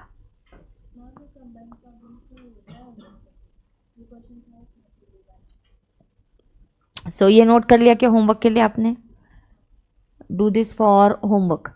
ये हम कल check करेंगे। तो पूर्वी वाला क्वेश्चन आपको क्या है, होमवर्क के लिए, समझा क्या? पूर्वी वाला क्वेश्चन इज फॉर होमवर्क। हाँ ये पूर्वी के क्वेश्चन ना कंप्लीट हो रहा है नेक्स्ट पेज पे। हाँ मैं वही बोलूँ, हाँ अगले पेज पे हुआ है कंप्लीट। इधर टैक्स भी बोला है इन द मोस्ट बेनिफिशियल मैनर, लेकिन आपको टैक्स पढ़ाया क्या मैंने अभी तक? नहीं। तो आप कल क्या करके आओगे complete, only up to total income. And tax के लिए फिर tax calculation I will teach. They are saying compute, question देखो क्या बोलता है, compute total income and tax payable in the most beneficial manner. क्या बोला है आपको, most beneficial manner. Beneficial manner क्या है, आपको दोनों का वर्किंग करना पड़ेगा। टैक्स के लिए जगह छोड़ना, आई विल डू। अच्छा ऑप्टेड आउट, ये नॉर्मल का टैक्स वर्किंग आप कर सकते हो क्या? ये पढ़ा है ना मैंने। सिर्फ बैक का टैक्स वर्किंग आप पेंडिंग रखोगे, वो मैं आपको यहाँ पे दिखा दूंगी होमवर्क चेक करेंगे तो। हाँ ओके ना। हाँ तो पूर्वी वाला क्वेश्चन अगले पेज पे कंप्लीट हो रहा है, स्पेस थोड़ा सा रह गया है तो क्वेश्चन इनकम्प्लीट लगेगा। 276 पे ब्लैंक पेज है। The question gets over on 277। So 275 से 277 तक ये क्वेश्चन है। तो पूर्वी वाला क्वेश्चन आप सॉल्व करोगे, झेपता है क्या तुमको? पूर्वी और एक क्वेश्चन पीजीबीपी के साथ ही हम कर पाएंगे। तो कंबाइंड में से 3-4 क्वेश्चन हमारे अभी हो जाएंगे। जो सैलरी बेस्ड है वो अभी मैं नहीं ले रही हूँ, जब सैलरी करूंगी तब वो क्वेश्चन लूंगी। समझ में आता है? चैप्टर वाइज प्रॉब्लम सॉल्व करने का टाइम नहीं है। हाँ चैप्टर वाइज कॉन्सेप्ट्स पढ़ लो, लेकिन अब प्रॉब्लम्स आपको bang on full fledge solve करना है। ठीक है क्या? चलो अब पीजीबीपी के क्वेश्चंस, अब पीजीबीपी में आते हैं। और क्या है पीजीबीपी में देखते हैं। पीजीबीपी का इधर का पेज नंबर क्या है?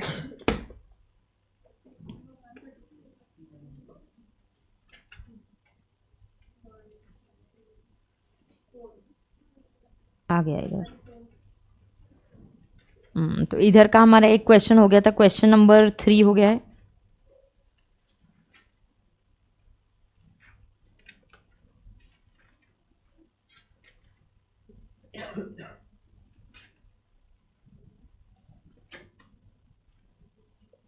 चलो अब एक और क्वेश्चन करते हैं, ये वाला करते हैं। ये मैं आपके साथ डिस्कस करूंगी और मैं चाहूंगी कि आप सॉल्व करोगे। मैं आपको गाइडेंस दे दूंगी पूरा, एडजस्टमेंट सब डिस्कस करूंगी और अभी मैं आपको 5 से 7-8 मिनट का टाइम दूंगी, आप सॉल्व करोगे और फिर हम चेक करेंगे। ठीक है, रेडी? चलो क्वेश्चन पढ़ो, रीड द क्वेश्चन।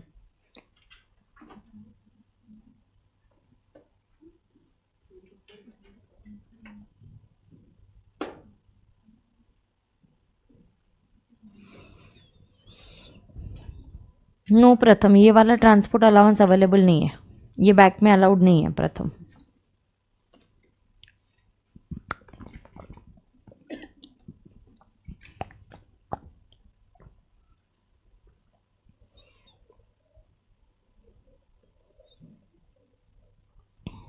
एक मिनट में ईयर चेंज करने वाली हूँ यहाँ पे। I should have given you the regular class notes only. ये बहुत घाई घाई में मेरे लिए हुआ आपको देने के लिए। ये ईयर्स बदल दो।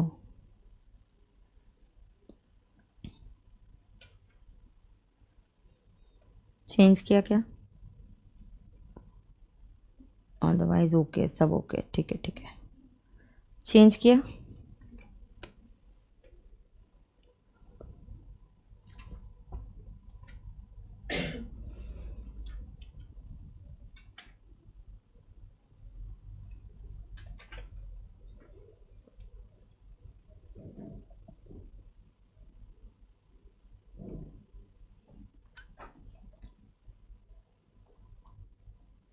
बताओ क्या, पढ़ो पढ़ो।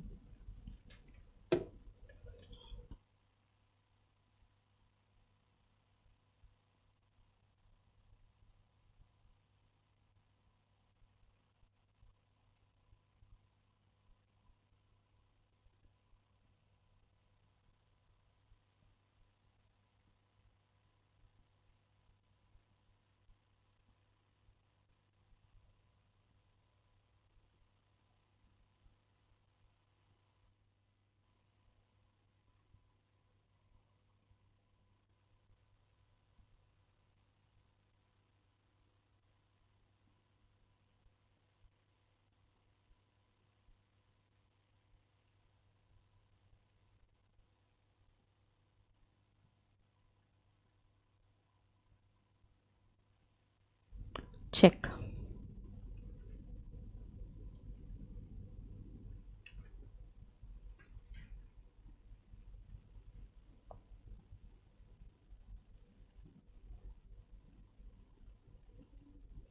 करूँ चेक, मतलब डिस्कस करूँ, रेडी है? क्या अलग है इस क्वेश्चन में? मैम आपने तो बोला था नेट प्रॉफिट से स्टार्ट करना है, नेट प्रॉफिट है ही नहीं, अकाउंटेंट ने पीएनएल बनाया नहीं है, आपको रिसीट पेमेंट आया। ये तीसरे टाइप का पीजीपीपी का क्वेश्चन है। दो टाइप मैंने सॉल्व कर लिए, एक पीएनएल दिया है, एनपी से स्टार्ट करेंगे, एक कल हमने जो किया आपको ऐसा टेक्स्ट फॉर्म में आता है, ऐसे टी फॉर्म ऐसा कुछ भी नहीं आता है, डेबिट्स क्रेडिट्स ऐसा आएगा, वो एक मैंने करवाया। और ये तीसरा टाइप जहाँ क्या आता है, रिसीट एंड पेमेंट। हर एक या दूसरे अटेम्प्ट में, ऑल्टरनेट अटेम्प्ट, 2-3 अटेम्प्ट के बाद एक क्वेश्चन रिसीट पेमेंट का आता है, एक क्वेश्चन किसका आता है, रिसीट पेमेंट का आता है, बराबर। अब आपको पीएनएल बनाना है। आपको याद है 11th-12th में जब आपको रिसीट पेमेंट दिया जाता, आप उसमें से बैलेंस शीट और इनकम एक्सपेंडिचर या पीएनएल बनाते, तो आपको बताया जाता every adjustment will have one effect, either वो पीएनएल में जाएगा या वो बैलेंस शीट में जाएगा। बिल्कुल सही। अगर आप देखोगे यहाँ पे receipt side, balance brought forward, ये ट्रायल बैलेंस पे जाता है, cash and bank balance income में नहीं आएगा। ये फीस रिसीव हुआ क्लाइंट से,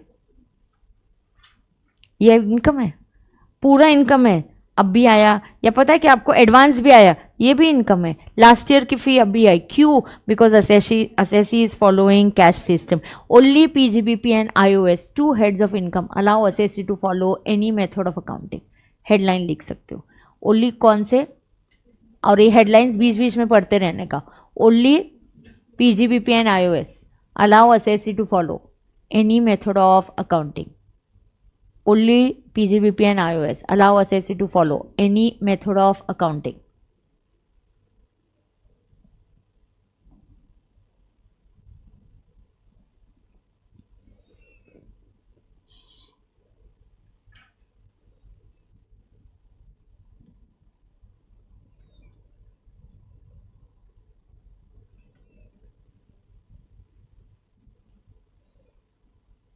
समझ में आया क्या? यस। सो यहाँ पे iOS फॉलो किया, ये भी टैक्सेबल, ये भी इनकम रिसीट बेसिस पे। Present from clients, this is taxable under PGBP section 28। अरे अगर तुम मुझे क्लाइंट को बोलोगे ना काइंड में गिफ्ट दे दे, फीस मत दे, फीस के बदले काइंड में दे दे, तो यार सारे लोग बिजनेस वैसे ही करेंगे। प्रेजेंट्स फ्रॉम क्लाइंट्स, आपको यहाँ पे एक मुद्दा बताती हूँ, वेरी इंपॉर्टेंट। गिफ्ट एम्प्लॉयर देता है,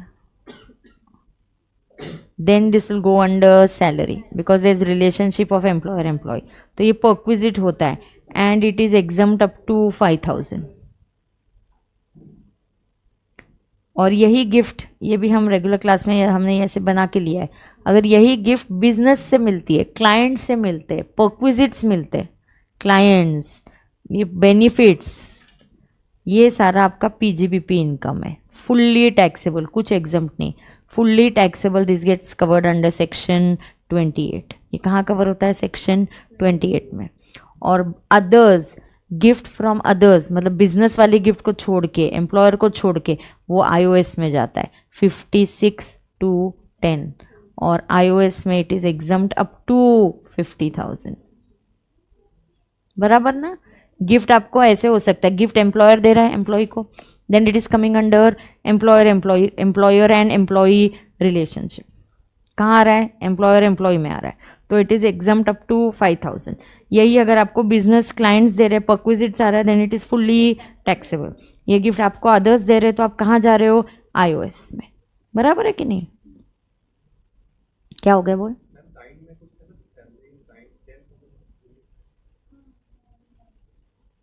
किधर है 10,000? No no, 5,000. No, that is gift in, हाँ वाउचर. मुझे गिफ्ट मिला, गिफ्ट इन काइंड मिला तो 5,000 एग्जम्प्ट है. और मुझे अगर गिफ्ट इन कैश मिला, चेक गिफ्ट दिया तो फुल्ली टैक्सेबल. हाँ 10,000 नहीं, 5 है. बट मैं गिफ्ट की बात करूँ, गिफ्ट में अगर चेक, वो तो सैलरी में डिटेल में बताऊंगी, बट ये ओवरव्यू दे रही हूँ तुमको यहाँ पे. तो यहाँ ये कहाँ से बात निकली? हो गया कि ये नोट करके आपका? अब ये बात कहाँ से निकली? बात यहाँ से निकली कि ये जो गिफ्ट है, fees, gift, presents from clients, it is taxable under section 28. तो पढ़ाऊंगी ना आईओएस में. हाँ नहीं नहीं, उसका वो नहीं, वो सैलरी वाला पॉइंट पूछ रहा है. आईओएस में ऑफकोर्स ये 56 to 10 के अप्रोच यूज़ करेंगे. ये गिफ्ट अदर्स देंगे तो मैं ये सेक्शन फॉलो करूंगी. बिजनेस वाले में मिलेगा तो 28 फॉलो करूंगी. एम्प्लॉयर एम्प्लॉय मिला तो परक्विजिट फॉलो करूंगी. अब ये पढ़ाना है आपको. अब पीजीबीपी वाला पढ़ा रही हूँ. पीजीबीपी में presents from clients, perquisites from clients, benefits from clients rising out of business is fully taxable. बराबर है क्या? अब देखो तो ये क्या होगा? ये आईओएस में जाएगा. Loan from client, loan from client income है, it's a liability boss. Loan liability होता है, ये कॉमर्स के बच्चों को पढ़ाने की ज़रूरत नहीं है. लोन इज़ ए लायबिलिटी, तो ये इनकम में हम ऐड नहीं करेंगे. अब पीएनएल बनाना है तो वही खर्चे अलाउ करेंगे जो अलाउ हो रहे हैं. अब purchase of typewriter, capital expenditure, ये अलाउड नहीं है. इस पर आप क्या लोगे? डेप्रिसिएशन. कार के एक्सपेंसेस अलाउड होंगे बट नीचे एडजस्टमेंट होगा. Office expenses allowed. कार के एक्सपेंसेस कितने पर्सनल है? तो हम कितना अलाउ करेंगे? 80%. Salary to staff is it allowed? Yes. Interest on loan allowed? Yes. Income tax penalty not allowed. Generally penalty is a contravention of law. Income tax penalty allowable नहीं है. Contribution to PPF 80C में जाएगा, business वाला खर्चा नहीं है. Purchase of notified bonds 80C में जाएगा. Repayment of education loan for higher studies 80E में जाएगा, लेकिन सिर्फ इंटरेस्ट कंपोनेंट. कौन सा कंपोनेंट? सिर्फ इंटरेस्ट कंपोनेंट. कौन सा कंपोनेंट मिलेगा? सिर्फ इंटरेस्ट कंपोनेंट. अब बैलेंस कैरीड फॉरवर्ड, फिर आता है टोटल, फिर other information. 20% of car personal use है वो अलाउ नहीं होगा. फीस ड्यू हो गई है बट आउटस्टैंडिंग है, नॉट कंसिडर्ड, क्योंकि we are following cash basis. Depreciation of car, ठीक है, आईओएस है 145 और एक कंप्यूटर है उसका डेप्रिसिएशन लेंगे. Now you have to assume assessee has not opted for back and we have to compute the income. तो अकाउंटेंट बोलता है जाओ, तुम बार बार परेशान करते हो अकाउंटेंट, तुमने क्या किया? तो मैं करता ही नहीं हूँ कुछ भी, तुम ही अपना अपना पीएनएल बना लो. मैं तुमको इनकम एक्सपेंडिचर में रिसीट पेमेंट देता हूँ, तुम अपना अपना पीएनएल बना लो.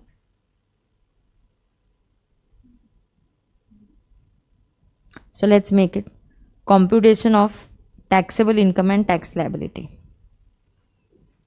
क्वेश्चन नंबर क्या है ये? Page number 136. देखो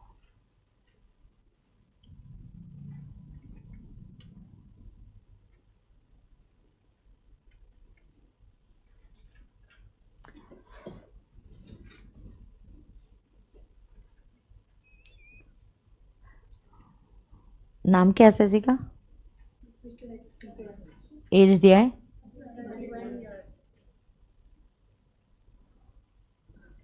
he is opting out of, दिया है. Yes, not opted for 115 back.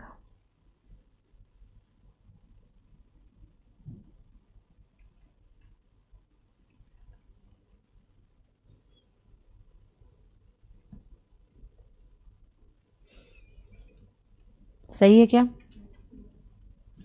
चलो इनकम क्या क्या है इस एसएससी का? पीजीबीपी क्या है? पीजीबीपी। और इसका क्या आएगा? नोट। और आएगा आईओएस। आईओएस रेडीमेड दिया है 1,45,000। करेक्ट ना? चेक करो ना, मैंने अभी पढ़ा ना 145 ही था। GTI leave some space for chapter 6 से डिडक्शन दिख रहे हैं काफी सारे। हाँ,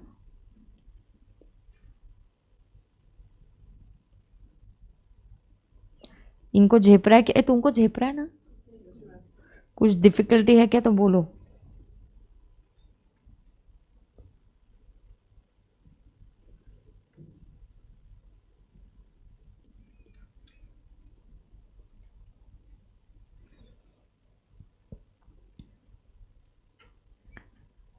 बराबर है।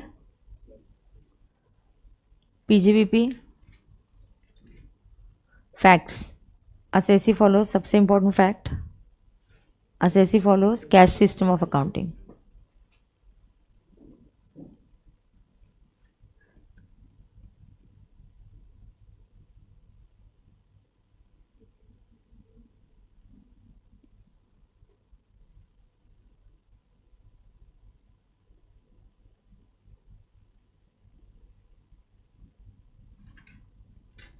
अरे यार,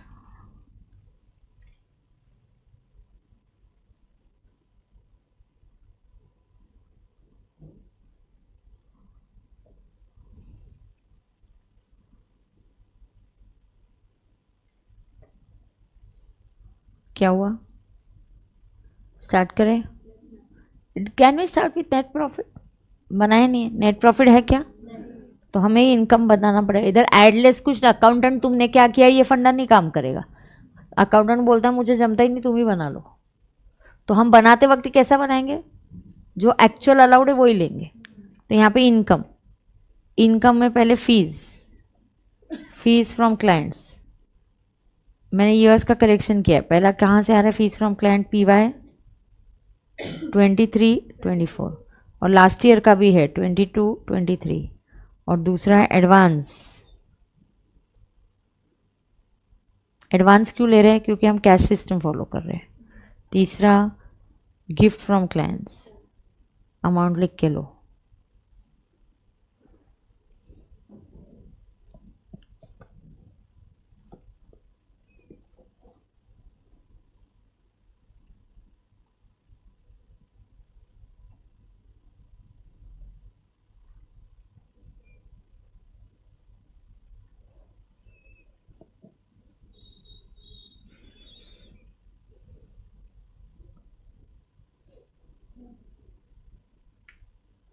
बोलो फीस फ्रॉम क्लाइंट्स कितना है?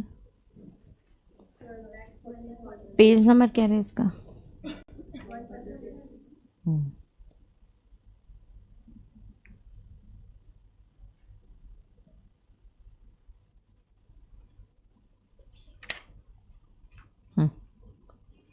क्या है? 12,40,000, 2,00,000। Advance from clients 4,500, gift from clients 4,000। Income में एक दो लाइन छोड़ देंगे, बाय चांस कुछ आया तो फिर वो आउटर कॉलम में डालेंगे। फिर रोमन नंबर 2 से क्या आएगा? एक्सपेंसेस। अब वही एक्सपेंसेस अलाउ करेंगे जो अलाउेबल है। तो जैसे कि परचेज ऑफ टाइपराइटर, क्या ये अलाउड है क्या? नहीं, because it's a capital expenditure. How you saying yes? हाँ क्या? डेप्रिसिएशन ऑन टाइपराइटर क्या रेट होगा? 15% of 7,000।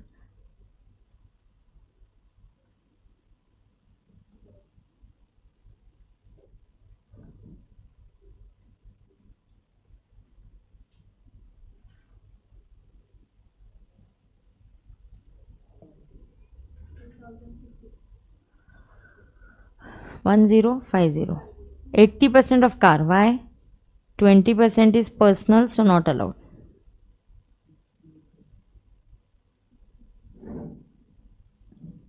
Okay, are you guys understanding? Am I going fast?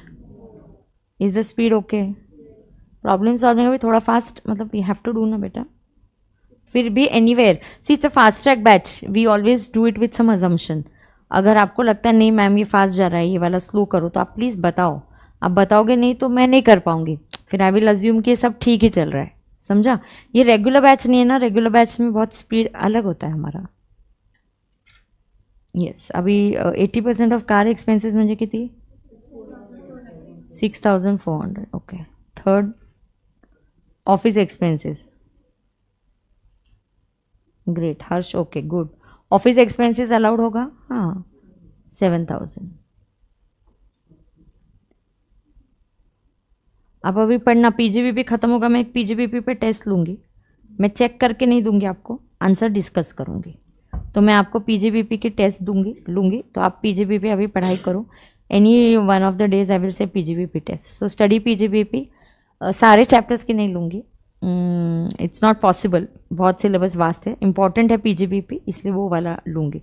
तो आपको एडिशनल प्रैक्टिस भी मिल जाएगा और एक टाइम बाउंड आप लिखोगे भी. आप चाहे घर पे करो, आप अभी सीरियस हो जाते हैं. फर्स्ट बैच अटेम्प्ट में बच्चों को बोलना पड़ता है नहीं नहीं सामने लिखो, चीटिंग मत करो.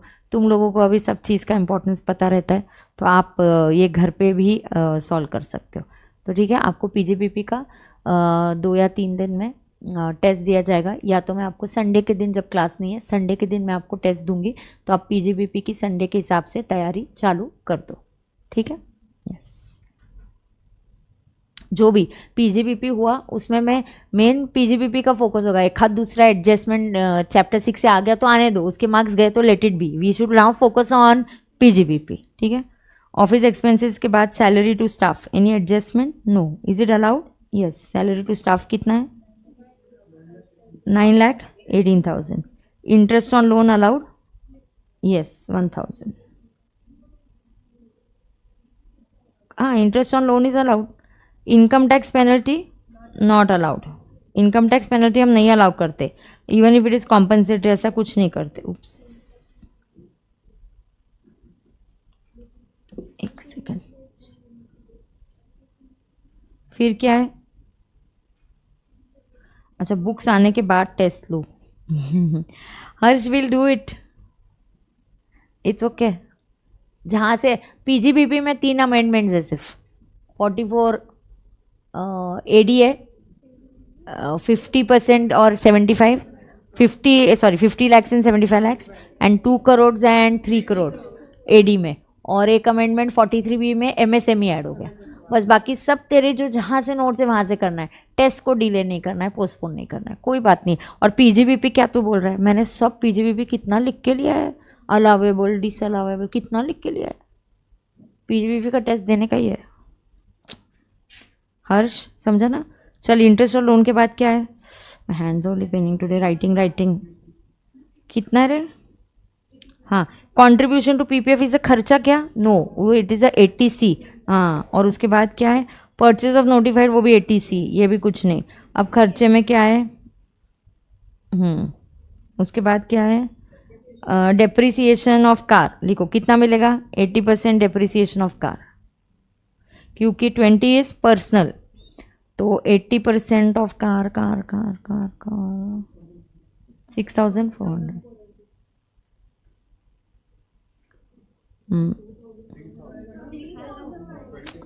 अब तुम जो बोलोगे मैं वो ले रही हूँ, मैंने अमाउंट भी नहीं देखी. क्या रे अवघड है. किती है कार? 3,000 है, तो 80% ऑफ 3,000 क्या रे?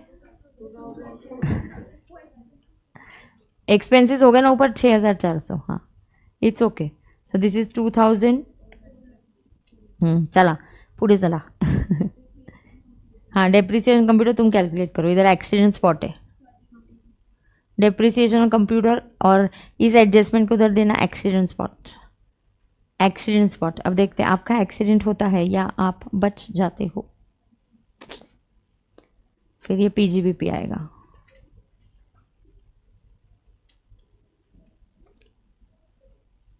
कंप्यूटर पे 40% होता है ना.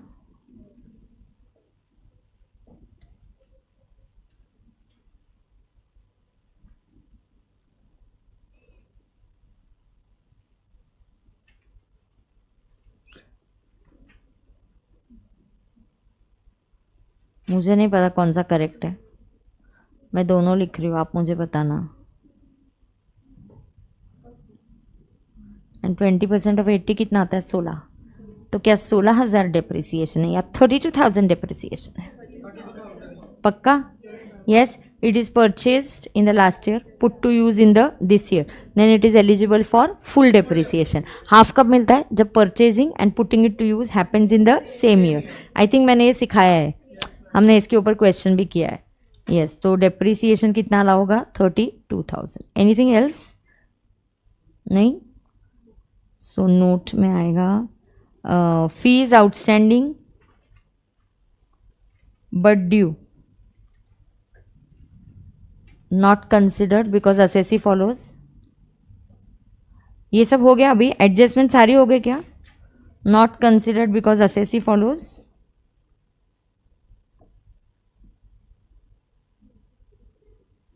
Cash system, and computer is eligible for full depreciation. आप लिखो, मैंने लिखते अभी। Computer is eligible for full depreciation.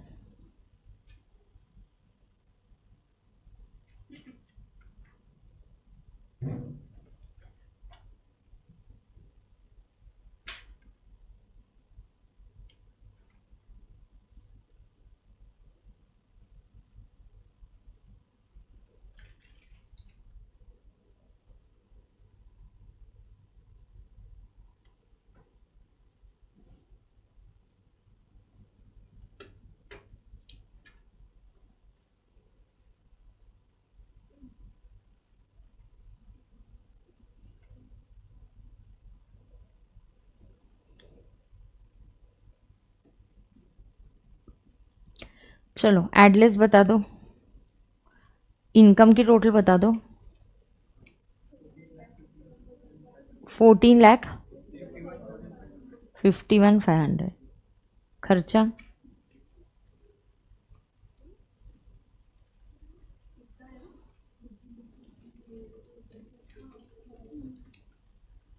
खर्चा कितना है?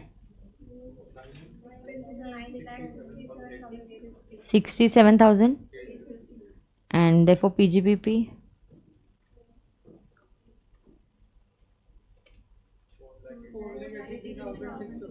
4,83,000. Are you getting this?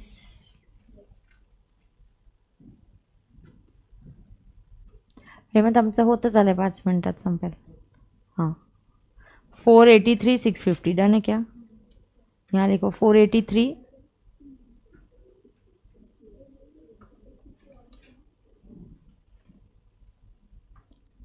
Correct है क्या है? नहीं नहीं नहीं नहीं नहीं नहीं 8 628,650 करेक्ट ना? उसमें से अभी 80C मिलेगा. पीपीएफ कितना है? इनर कॉलम वेट 80C का पीपीएफ कितना है? 1,30,000. और इंफ्रा के बॉन्ड्स कितने हैं? 72. 130 plus 72. Oh my god, how much is that? 2,02,000, but it will be restricted to 1,50,000. Then 80E interest on, सिर्फ इंटरेस्ट कंपोनेंट का मिलता है, प्रिंसिपल का नहीं मिलता. 80E is only for interest on education loan. कितनी? 44.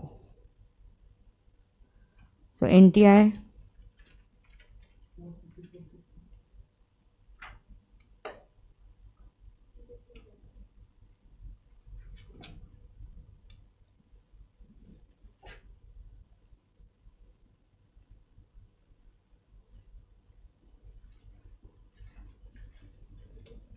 और कोई डिडक्शन है क्या? कितना आया? 4 लाख करेक्ट. इसका टैक्स आएगा, पहले लिखो तो. नील कैसे बोलते पहले?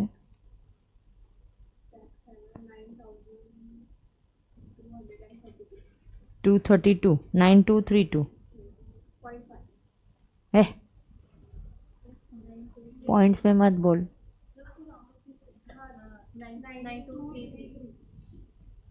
सिर्फ बेसिक टैक्स निकाला ना, 9233।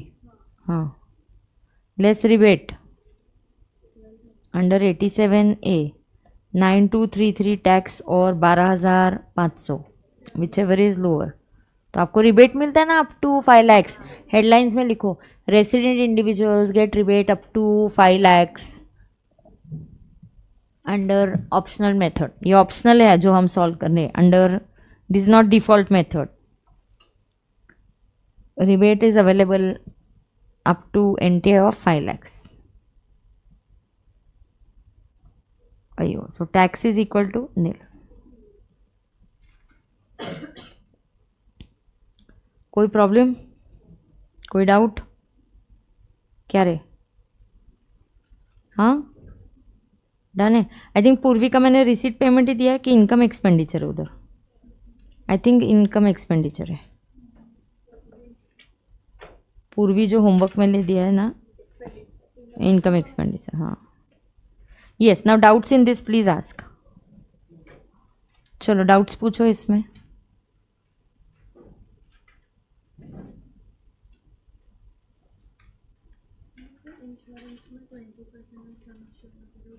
LIC 20% of sum assured LIC में करते हैं।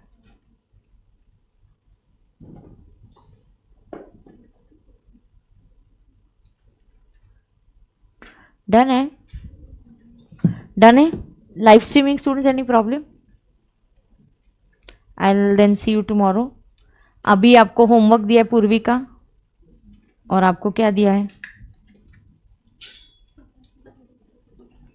टैक्स 0 था, उसके लिए इतनी मेहनत टैक्स के लिए नहीं करी है, मेहनत मार्क्स के लिए करी है।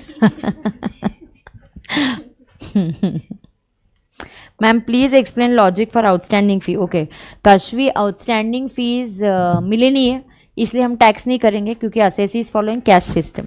मिला ही नहीं है तो कैसे टैक्स करेंगे? You are following cash system. Cash system में मिलेंगे तो ही टैक्स होगा ना बेटा, समझा? डन।